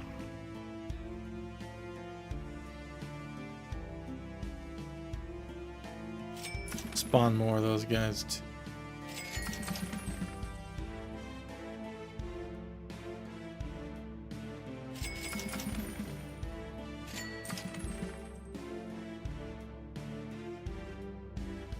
They have one in each at least.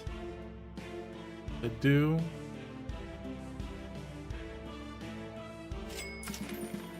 More pellets, more better.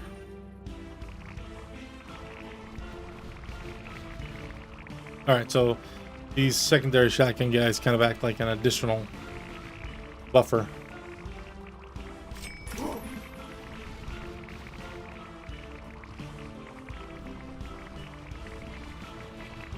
And the range of their attack definitely extends beyond the area by which they would fire, which is fine by me.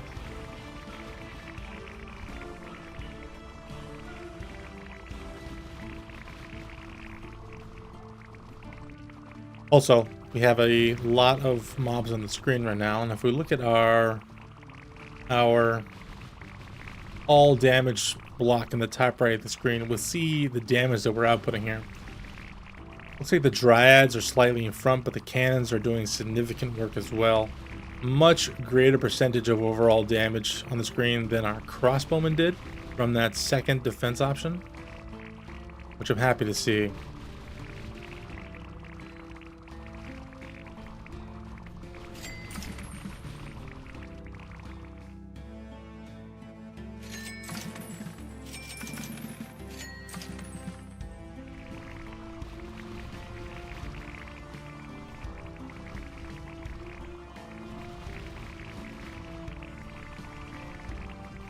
Now we don't have a production option for this Orc Island, so we need to unfortunately bring more goblins into the fold, 5 of 10 now, for us to go that route.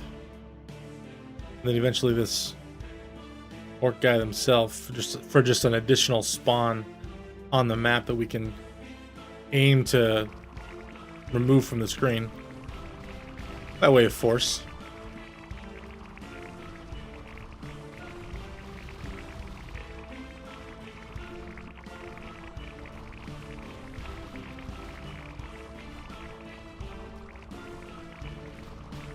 We just don't seem to be doing, or gaining rather, this metal, this nondescript metal quick enough here to help us out.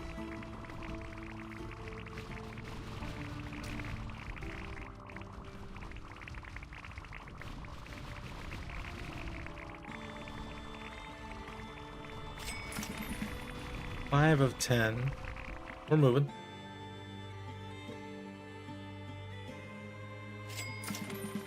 One more for all of you.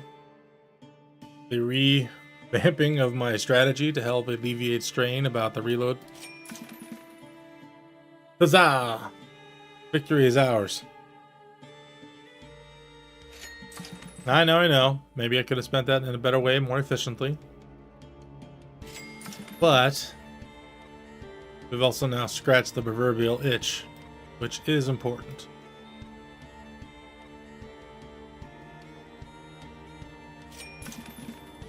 Gotta give ourselves more range on this one.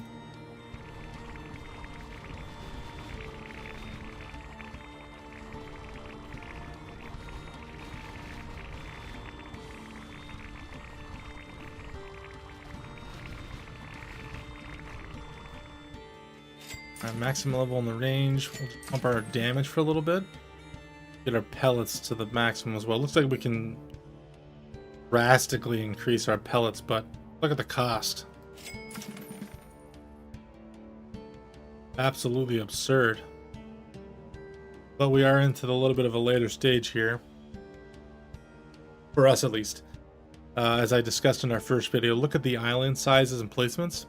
Looks like we have the ability to just ping pong around this available ocean for how many unknown levels? A lot.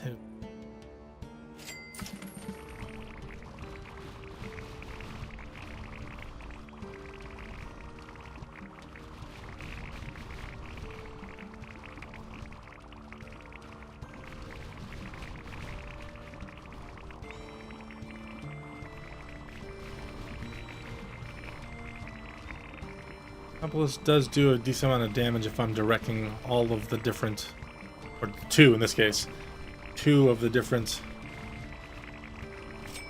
the shotgun, obelisks at the same time instead of just letting them guide themselves. The slow, meandering, circular motion that they make leaves half the screen most of the time without it doing any damage whatsoever.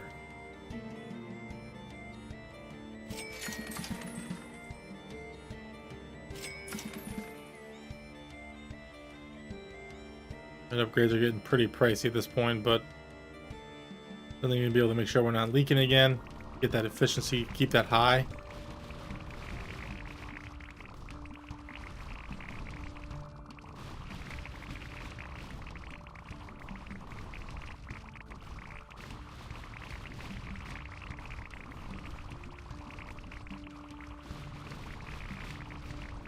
Looking good though. Looking good. We're about an hour and a half into the stream. A little bit beyond that. Just wanted to take a moment and thank all of you for watching these videos later. And in the future, hopefully I can have you join me for a stream. Right now, I don't have a real regular streaming time, but I certainly work to establish that. And if it is the case that you can join me at that point, love to have your company. The situation currently is, I just kind of need some feedback on what streaming time makes sense. So if any of you watching this video or any of the previous ones eventually get to this notification, let me know what time of the week might make sense for you if you were able to join a live stream. A lot of people, a lot of different schedules out there. I'll try to find something in the sweet spot and see if I can make it a more regular thing. But other than that, we're just sitting here relaxing at the moment, upgrading, discussing about the efficiencies of the game. We'll go from there. Additionally, some other games that I am interested in. I'm setting up the finalizing improvements for Factorio. I have some mods I've been eyeballing for a Factorio playthrough, and I look forward to getting that underway. I hope that many of you will join me on that. If it's the case you've never played Factorio, I urge you to at least watch or look up some additional content creators on the overall take. It's a great game, very engaging of the mind. It is certainly the situation where you are answering questions puzzle-wise, forever deepening complexity. It is a right alongside Satisfactory as far as factory building games go, or simulation type games. I just enjoy it. Got a lot of hours in it to it previously. I haven't played the most recent Space Age for lack of excuse, other than just life has gotten busy. I look forward to seeing where that will take us.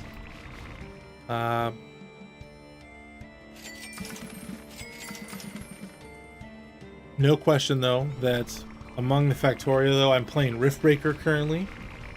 It's a cooperative game, but as is Factorio. I'd love to have some people join me if you wished on the playthrough.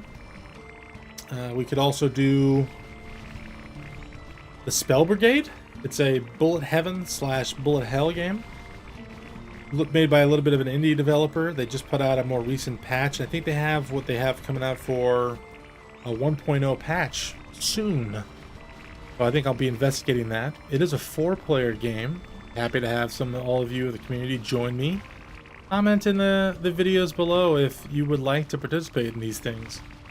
At the very minimum, I'll develop a list and reply back to you, see if we can organize a time frame that we can get that organized. Sounds great to me. You don't have to join Discord. You don't have to join TeamSpeak or Ventrilo for those old people like myself, Mumble or otherwise voice IPs. We can certainly just chat it out in either stream or in the game directly. Happy to have your participation in every way you're willing to provide it. And if you've made it this far into this 100-minute stream, please subscribe. Turn on your notification bell. It is free, as I mentioned earlier. And if you're enjoying the content enough that it'll bring you back, or you're enjoying it to this point, love to have you join me in the future.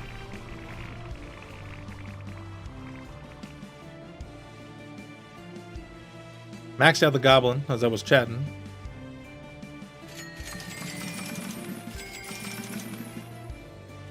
Put some money into these multiplier and chance benefits. Extra pellets. We're going to focus on this cannon stuff first before we get into this new orc person, since we've already maxed out the additional goblins here at this stage of the game. Once we get the max out on these cannons, we'll give it a shot on this boss level again and see if we can mow that down, get another prestige point in the bank, and move forward to the next orc unlock.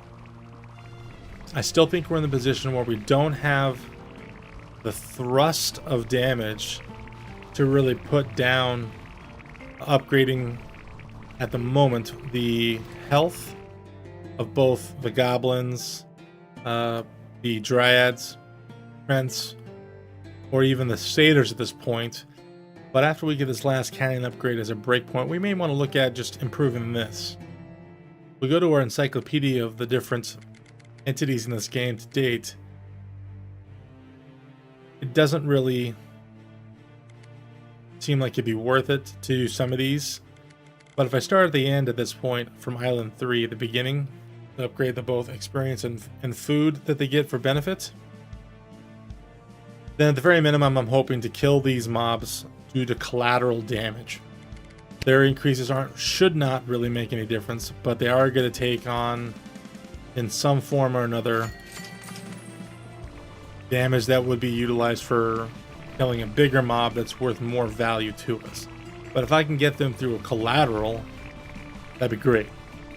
Which of my defense options do I have right now that are actually collateral based? That's going to be my cannons, the first ones, that have the, in a sense, projectile piercing, and it kind of hits everything along the way. And the new ones that have the shotgun effect, these orc cannons. I would say the archers and the dryads do not have the collateral damage because they actually have to target an individual location and the damage has to go through them. So maybe not the greatest benefit there.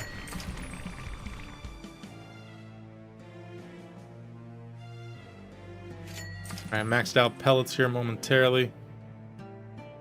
Get that 10 to 10. Focus on the damage. Pound out these couple here. We'll be in a good spot. I could jump the gun, but we'll see.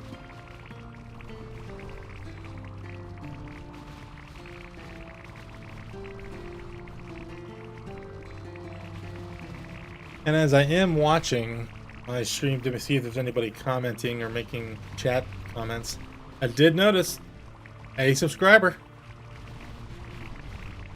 Fantastic.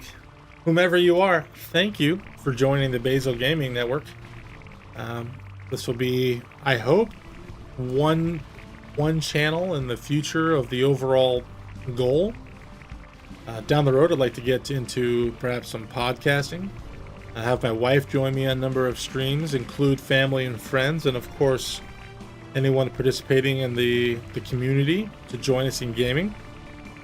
But on the development of that, we now have our first subscriber, who is not myself. I subscribe to make sure of my own YouTube, another YouTube channel I have of my own personal use that I've had for years.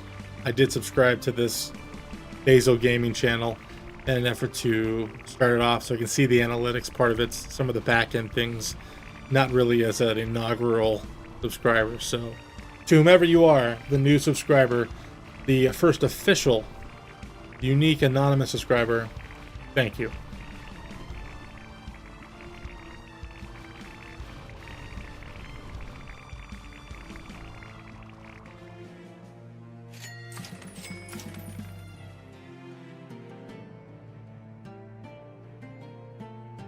We'll spam click this one.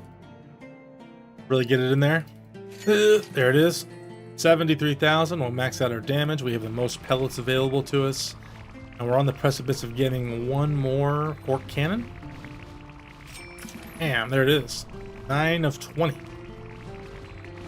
Long way to go there.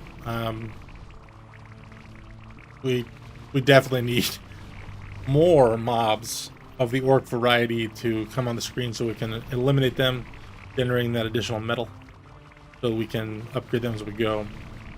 At this point, we've also got 113 million food production from our basic farm here and the mobs we've killed on screen, as well as 65 million and change of the wood production from our logging facility, and again, the loot drop from that second island. We'll get there. Again, hopefully we have a reason to have that resource down the road. Maybe there's a conversion location that we'll unlock.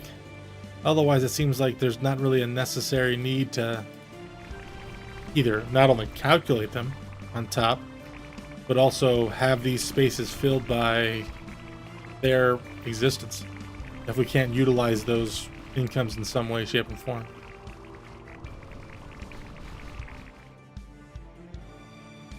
Maximize, perfect.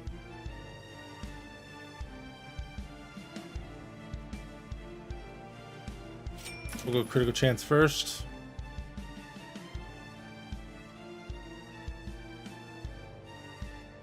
It's super cheap. Let's make it happen.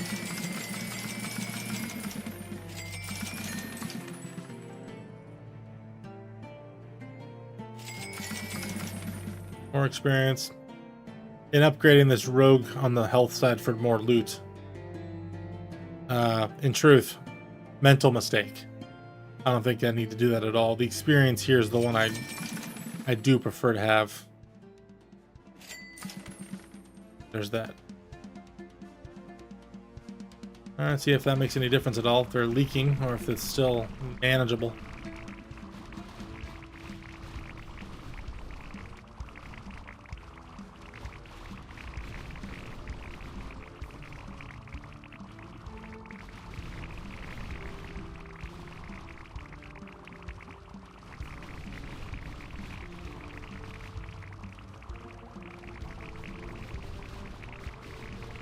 Well, unfortunately, there is a noticeable difference.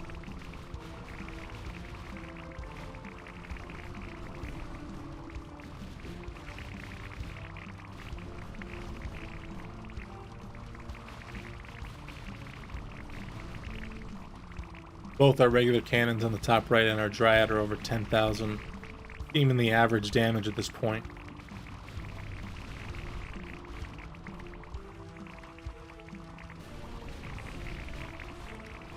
Few leaks from time to time here, now that we're actually present on the screen, but not a ton.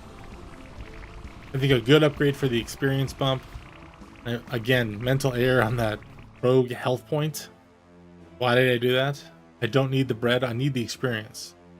Don't need the bread. If we go here, now that their health is more than doubled, double and a half, we don't get tons of benefit, but now we get double the experience. Alright. One more upgrade for the critical multiplier, and then we'll go ahead and bring in our new orc. The defender, I'm sorry. Our new orc victim. We intend to defend from.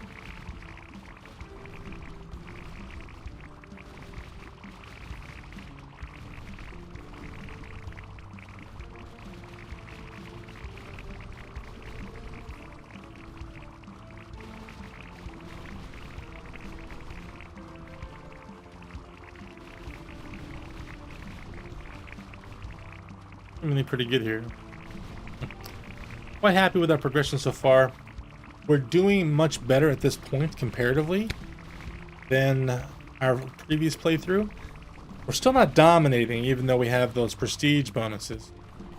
I don't know if that's because the prestige bonuses we chose weren't the best choices, but it's certainly the case that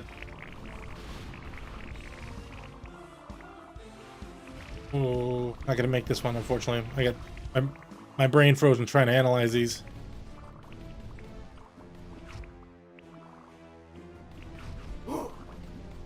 I missed it. All right, let's try one more time. Get these off screen so that the cannons can load quickly. Okay, cannons are loading. Cannons are loading. Push these unicorns back a little bit.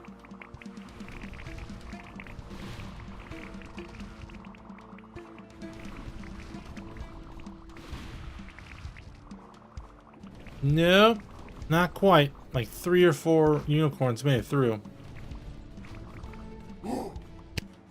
Try again. Everything's reset. Everyone's reset. Everyone's happy. Why are the cannons firing? Strange.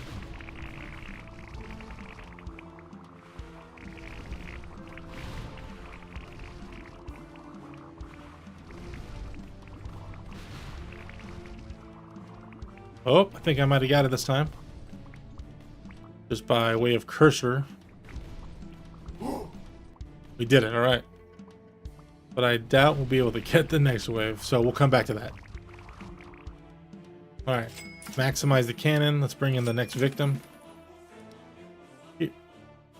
Dang. Or. Well, we know where we're going to spend our money.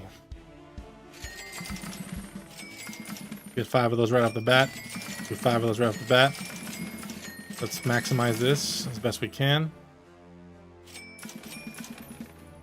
What an error on my behalf. We had the ability to get that a much quicker than we have.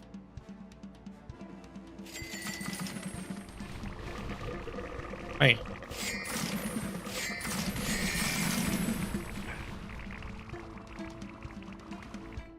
Well, we know next time when we get to this point, after we prestige again, we'll have the ability to maximize that potential. We'll just focus on getting these up right now.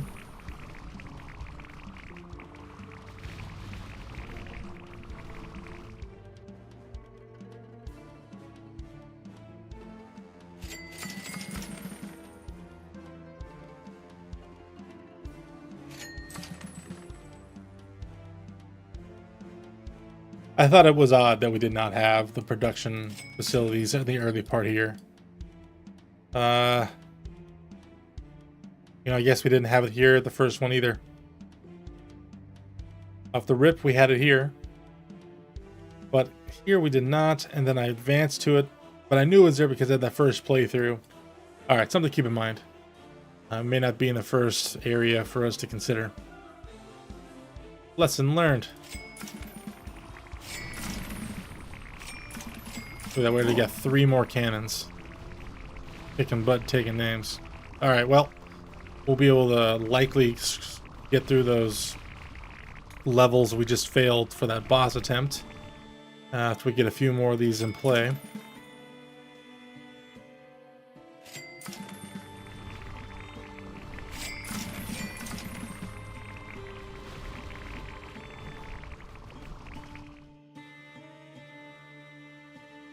$25,000. Let's increase the spawn here, since we likely can handle it now that we have those extra maxed out orc cannons on the field. We'll keep increasing them since they're cheaper than the mining upgrades at the moment.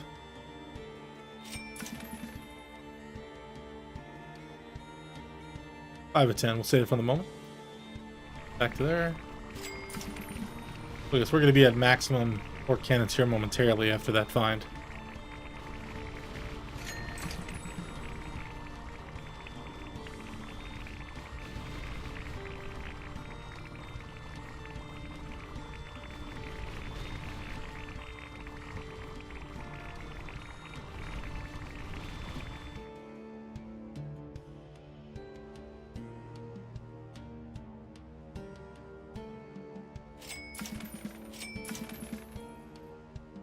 Limits. Got 50 of them max. They're cranking. Good stuff. They produce as much metal as we possibly can, whatever it is. Let's see if we can actually say it. Productivity, industrialization. We're just mining.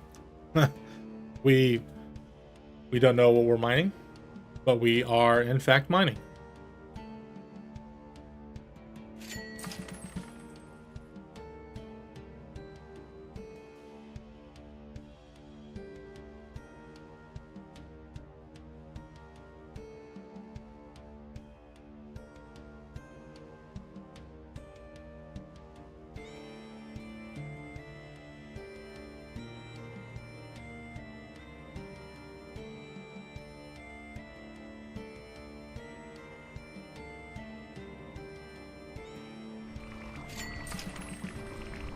Gonna continue to upgrade things here. I'm thinking, like we said before, do we need to upgrade this wood here if we knew that the inevitability of us completing that stuff was, you know, no longer there?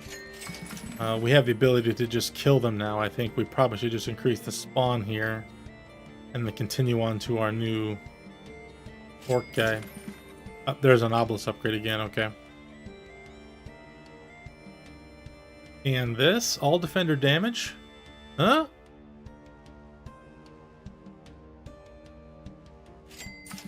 Well, yes, please. Should all defenders max? Okay. That's gonna help us absorb a bunch of those additional resources we have sitting around. This is a huge boon to our potential damage. Fantastic. Then I definitely want to go back to the middle here. Get that first and foremost. Alright, get 10 extra guys and all across the board. Ranges aren't as important. Damage modifier is. Yes to all this. This is great stuff. Add more spawns on the field here. But where are my additional tower defenses? Okay, all defender damage, that's us. All defender max range, no problem. All defender critical, reload time, minimum range, critical. Did I just read somewhere there was towers could have had?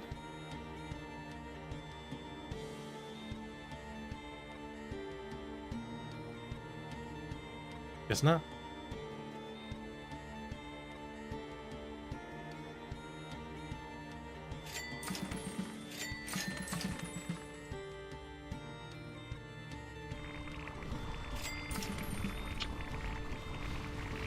Sometimes you hear what you want to hear, you say what you want to say, and you read what you want to read. None of which were the realities I wanted right there. I have no idea where I thought I read that.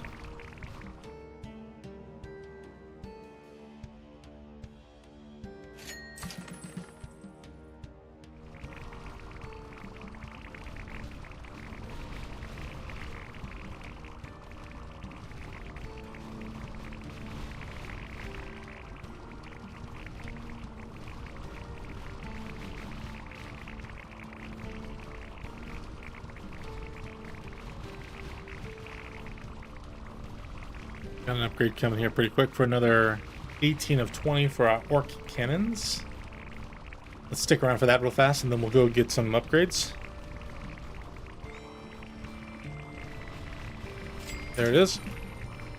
Alright, production. Max there, perfect. These crit ones here.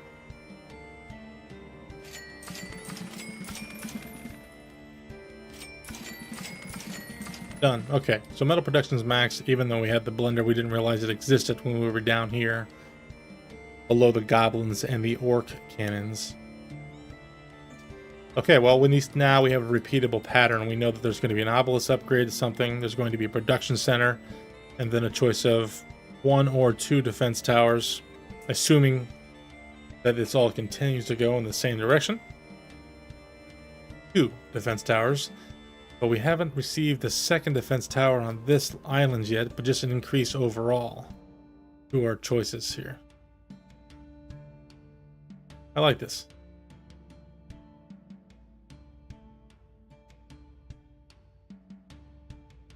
More you know. Out to these spawns here, get the most experience we possibly can on the field right now. Alright. Looking good.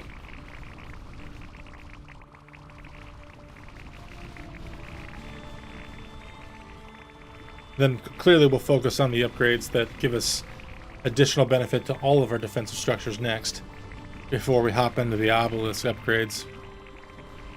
I'm sure the obelisk upgrades will yield something, and because they do extend over the entirety of the screen, they'll certainly have an impact. And as you can see from the damage scoreboard in the top right, the impact is more than our regular orc cannons, but that's because they sit far enough back they're not really participating as often. A little bit of a misleading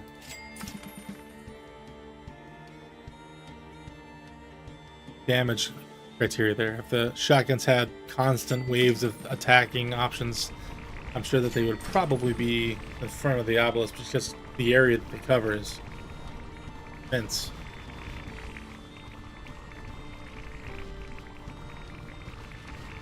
We're only down to one more orc cannon to max out again our defenses. Staying with the theme that our production will provide first for our defenses, rather than our defenses providing for our production.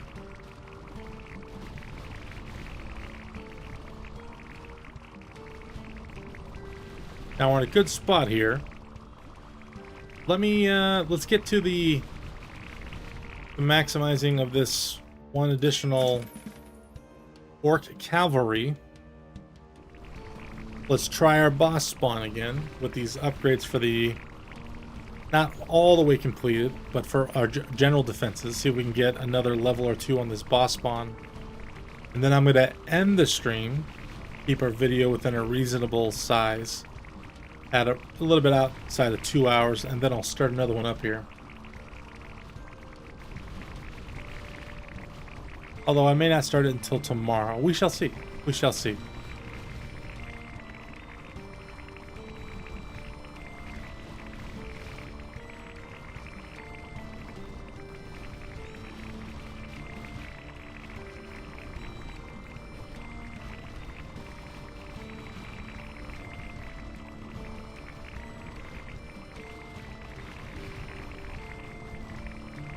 That looks pretty satisfying, actually.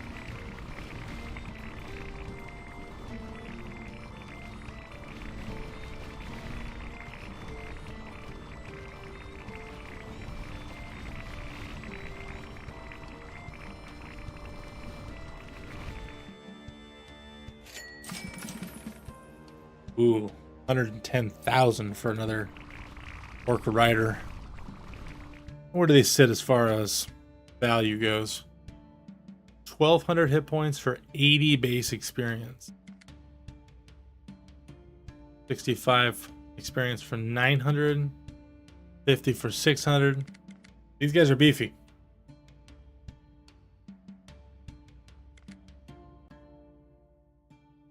Gul'dan. I think I said Solomon when I said earlier. It was Gul'dan, the World of Warcraft villain. This is who this guy looked like. Or even Thrall, maybe, in some respects. When he's walking around in his cloak. You know, and if I'm that far off, let me know. It's been a long time since I've played World of Warcraft. Alright, got that experience in. Sure, I'll upgrade the damage while I hit the extra experience. Try this boss level real quick. And max out our orc cannon here last second. Fantastic. Alright, we're still, though, climbing on the upgrades. Now, what are the upgrades doing?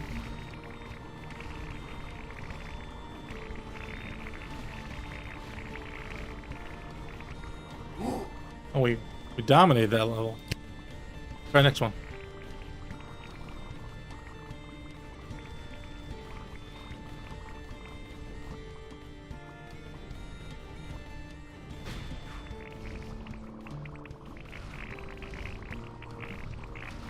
Oh my gosh, the screen is just flooded.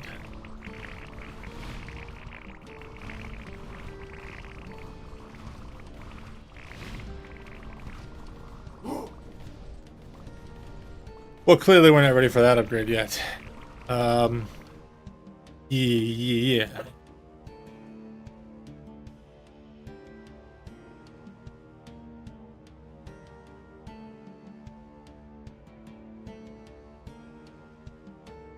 Okay, well, we know our fates are not ready for that type of improvement just yet, so let's look at the obelisk real quick. What are the upgrades we get?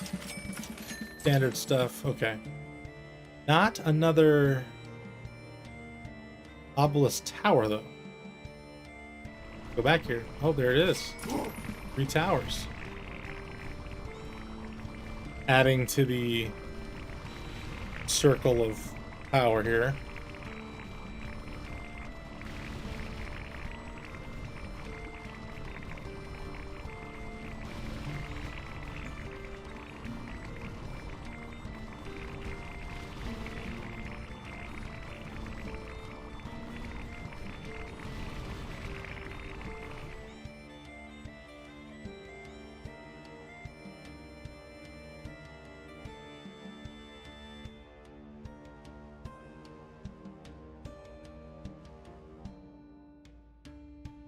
Upgrade.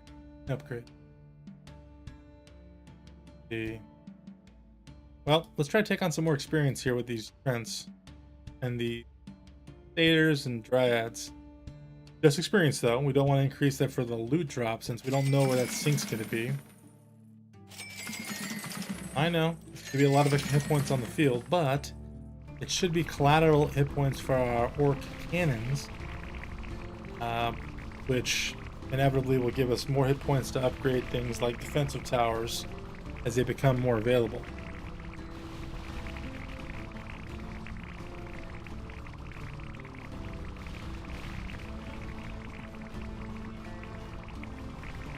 And for the record, I am currently holding Kitten again, Coco again, and I'm holding her in a way that's very much reminiscent of Dr. Evil.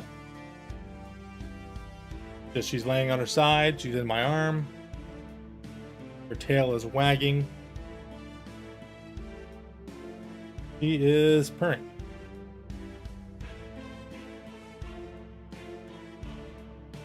I can't hear it through my active noise canceling headphones, but I can certainly feel it in my arm.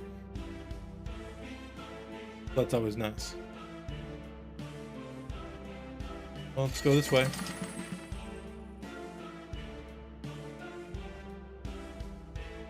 Raw damage.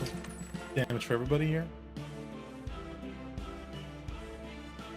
Ranges will be great. Critical will be awesome. Reload times, I think, will be fantastic too. And some good upgrades across the board here.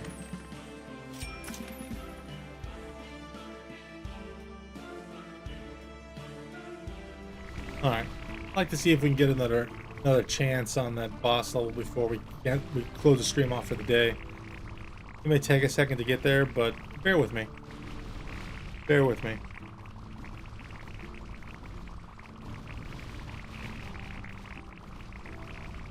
Luffy, little kitten.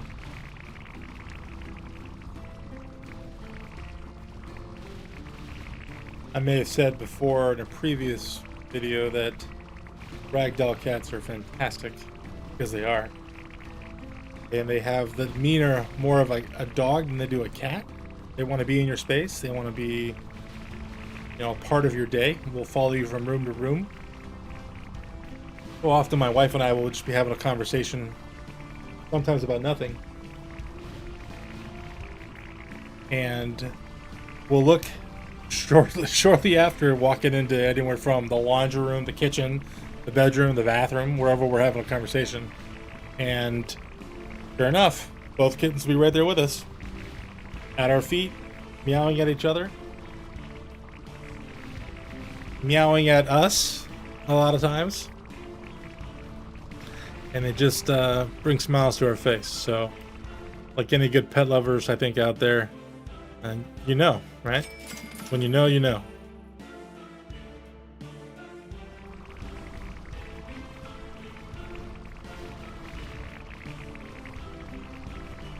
And it does look like we're being able to hold back the hordes. Pun and literal implications there. Due to the fact that our damage increases for all of our towers, along with some of the increased reload speed I just was able to improve. Right here, for all defenders, reload time is increased by 0.08. It's not a massive amount, but it certainly adds up over all of our towers when we have 170 towers in total. I say towers, of course, to the genre of tower defense type games, but in this case are just 2 types of cannons and our dryads.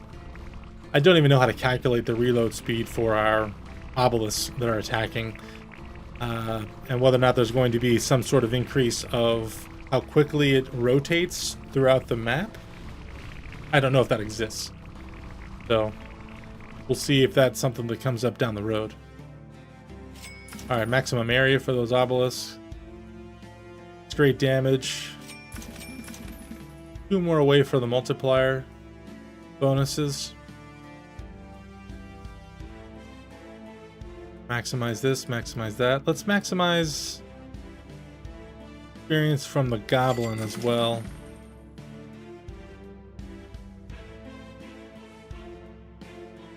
Just adding to the overall experience dump. Since we're not leaking, we seemingly can take on the additional hit points here.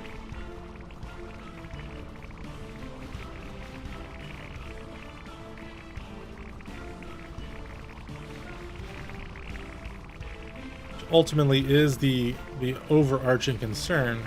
Can we absorb additional hardship from increased health point pools for the request for additional experience or resources?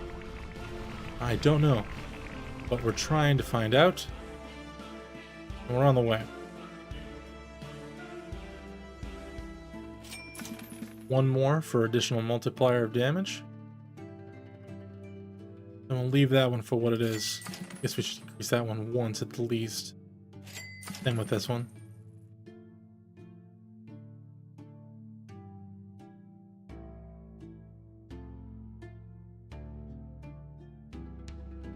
Okay, 2 here because I had 2 for the maximum range. I might as well have 2 for the minimum. I agree with all of you. It's even amount.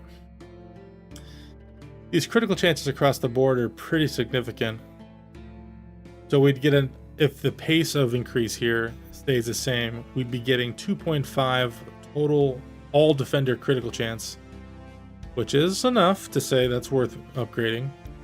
Here, not as much, but maybe a later upgrade for certain.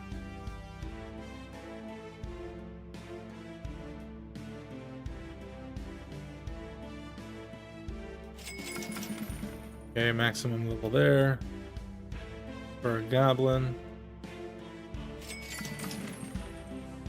Obelisk damage.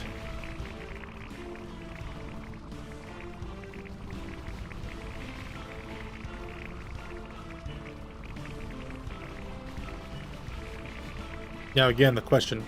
We're still collecting resources for both food, wood, and now mining purposes. But to what end? What can we use these resources for as we continue going forward? Just don't know.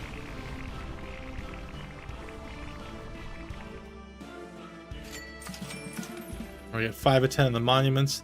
Let's go ahead and give this boss attempt a go. We gotta get to level 5 here, and there's been some significant additions to the amount of mobs on the screen, so I'm hesitant to say we'll get this completed.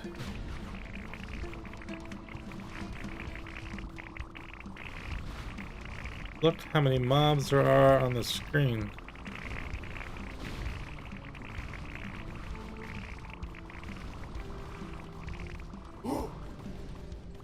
We got it. Which means we also got the prestige point. There it is, 1 prestige point. Golf clap. You can hear me. Golf clap. All the defensive measures. That was fantastic. Good improvements across the board. Alright, maximize our total defender bonuses.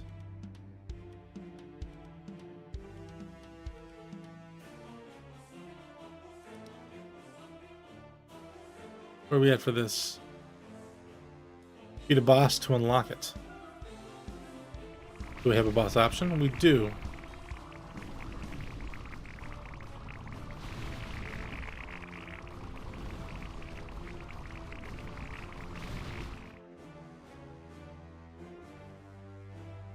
Do we want to commit to greater amounts here, or will we get to those down the road? I mean, clearly will we get to those down the road.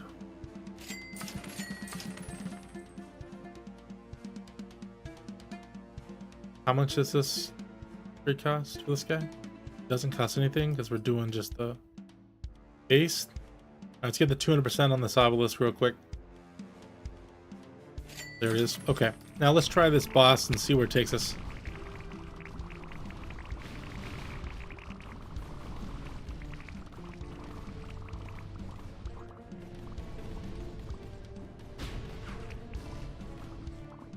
There they are. Gul'dan.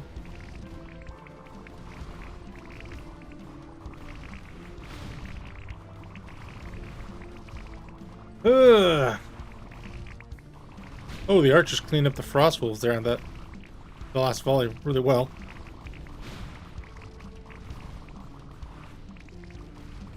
Without me participating, we got him.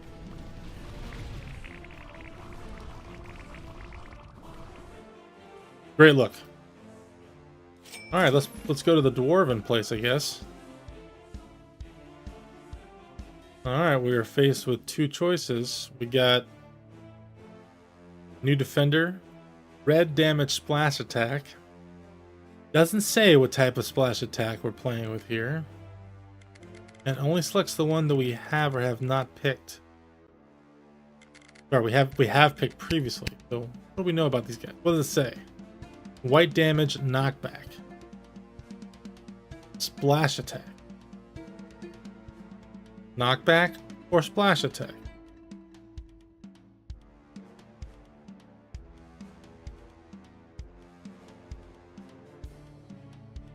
These guys look like they're shooting stuff. These guys look like they have a grenade of some sort in their hand, like their hands, their palm is up in front of their face, their beard, the orange is, I assume, in their beard. I don't think I like that. I want to stay with a projectile.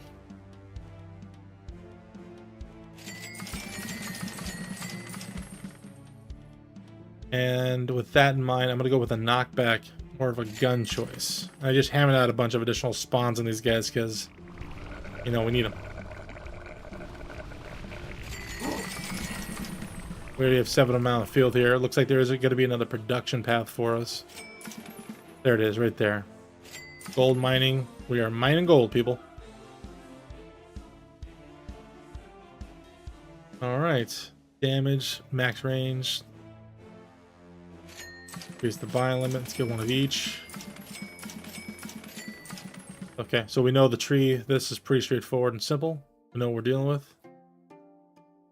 We have the mining facility in place. Just okay, we got auto.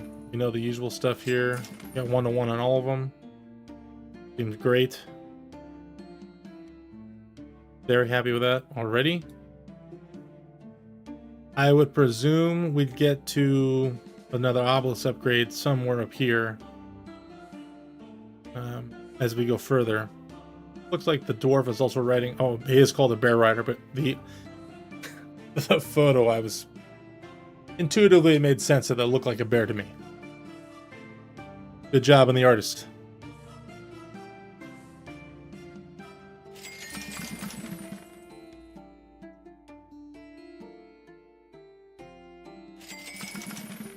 Let's see what we're looking at here. File these. Perfect. More damage, more better.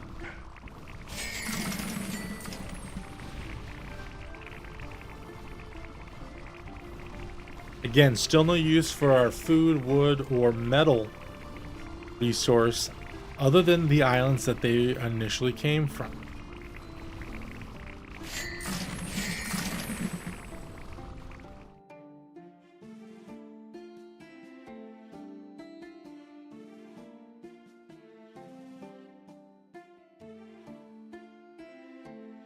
To worry.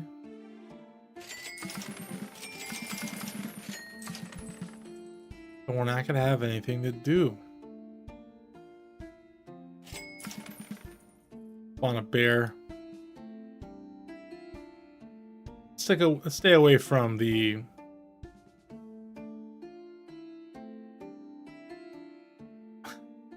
I accidentally offend yet another dwarf. I don't know what that means. But we'll wait to bring that guy into the fold here shortly. That's funny. Okay.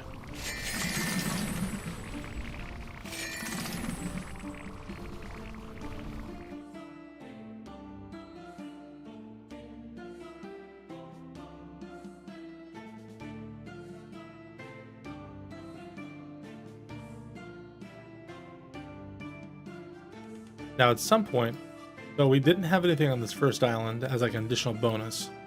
Here on the second island, we had this additional bonus over here. We did not have that type of bonus on this third island. Well, let's see.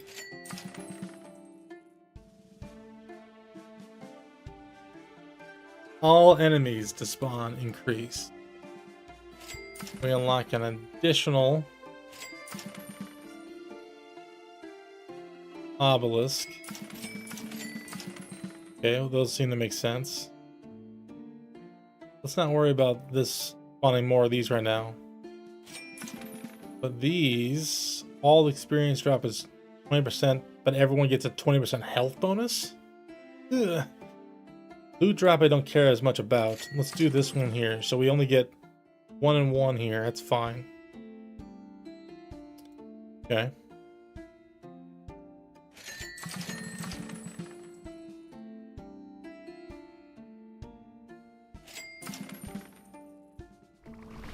Let's go this route. Oh, fourth obelisk. That's pretty cool. I like that. Alright, we got more defensive measures. I probably got to keep pace with this. I need more homes. By more homes, I mean more gold mine locations. Max this out pretty quickly. Let's see if we can get as many dwarves on the field. You know, I meant to end the stream already. Just kind of excited about this. Good upgrades here. Got a couple prestige points. We got past that boss level. We're doing it. We're doing it live. All right, maximize the gold mines already. That production value.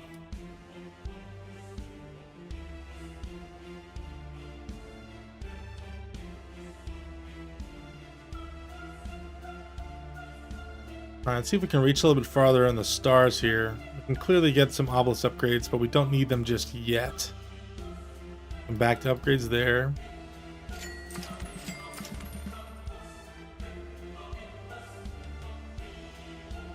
$111 production size.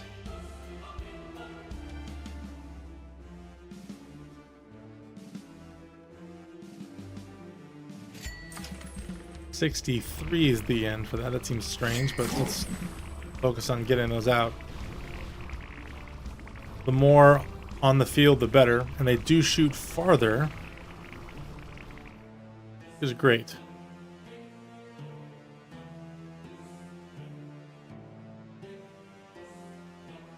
All right, I think we've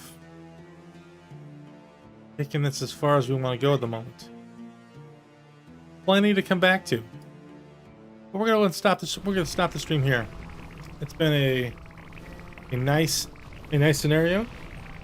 Going through the islands together. I thank you all for watching to this point. If you've made it this entire video, I very much appreciate you viewing. Lots to improve on still. Lots to continue in this playthrough, and of course, lots to improve on myself. Give me some feedback if you could in the chat, and any comments on any of my videos you see. How are my audio levels? Am I enunciating well enough? Does my microphone seem to catch my voice on the front end only, or the back end? Is it dropping off at all? Any suggestions anyone has, I'd be happy to hear them on how to improve the stream. And if anyone has any additional feedback they want to provide, love to hear it on top of that as well. But this has been a Basil Gaming production by Douglas. Thank you for thinking with me and being a part of the stream. I look forward to the next one. Everyone have a wonderful day. Thank you again.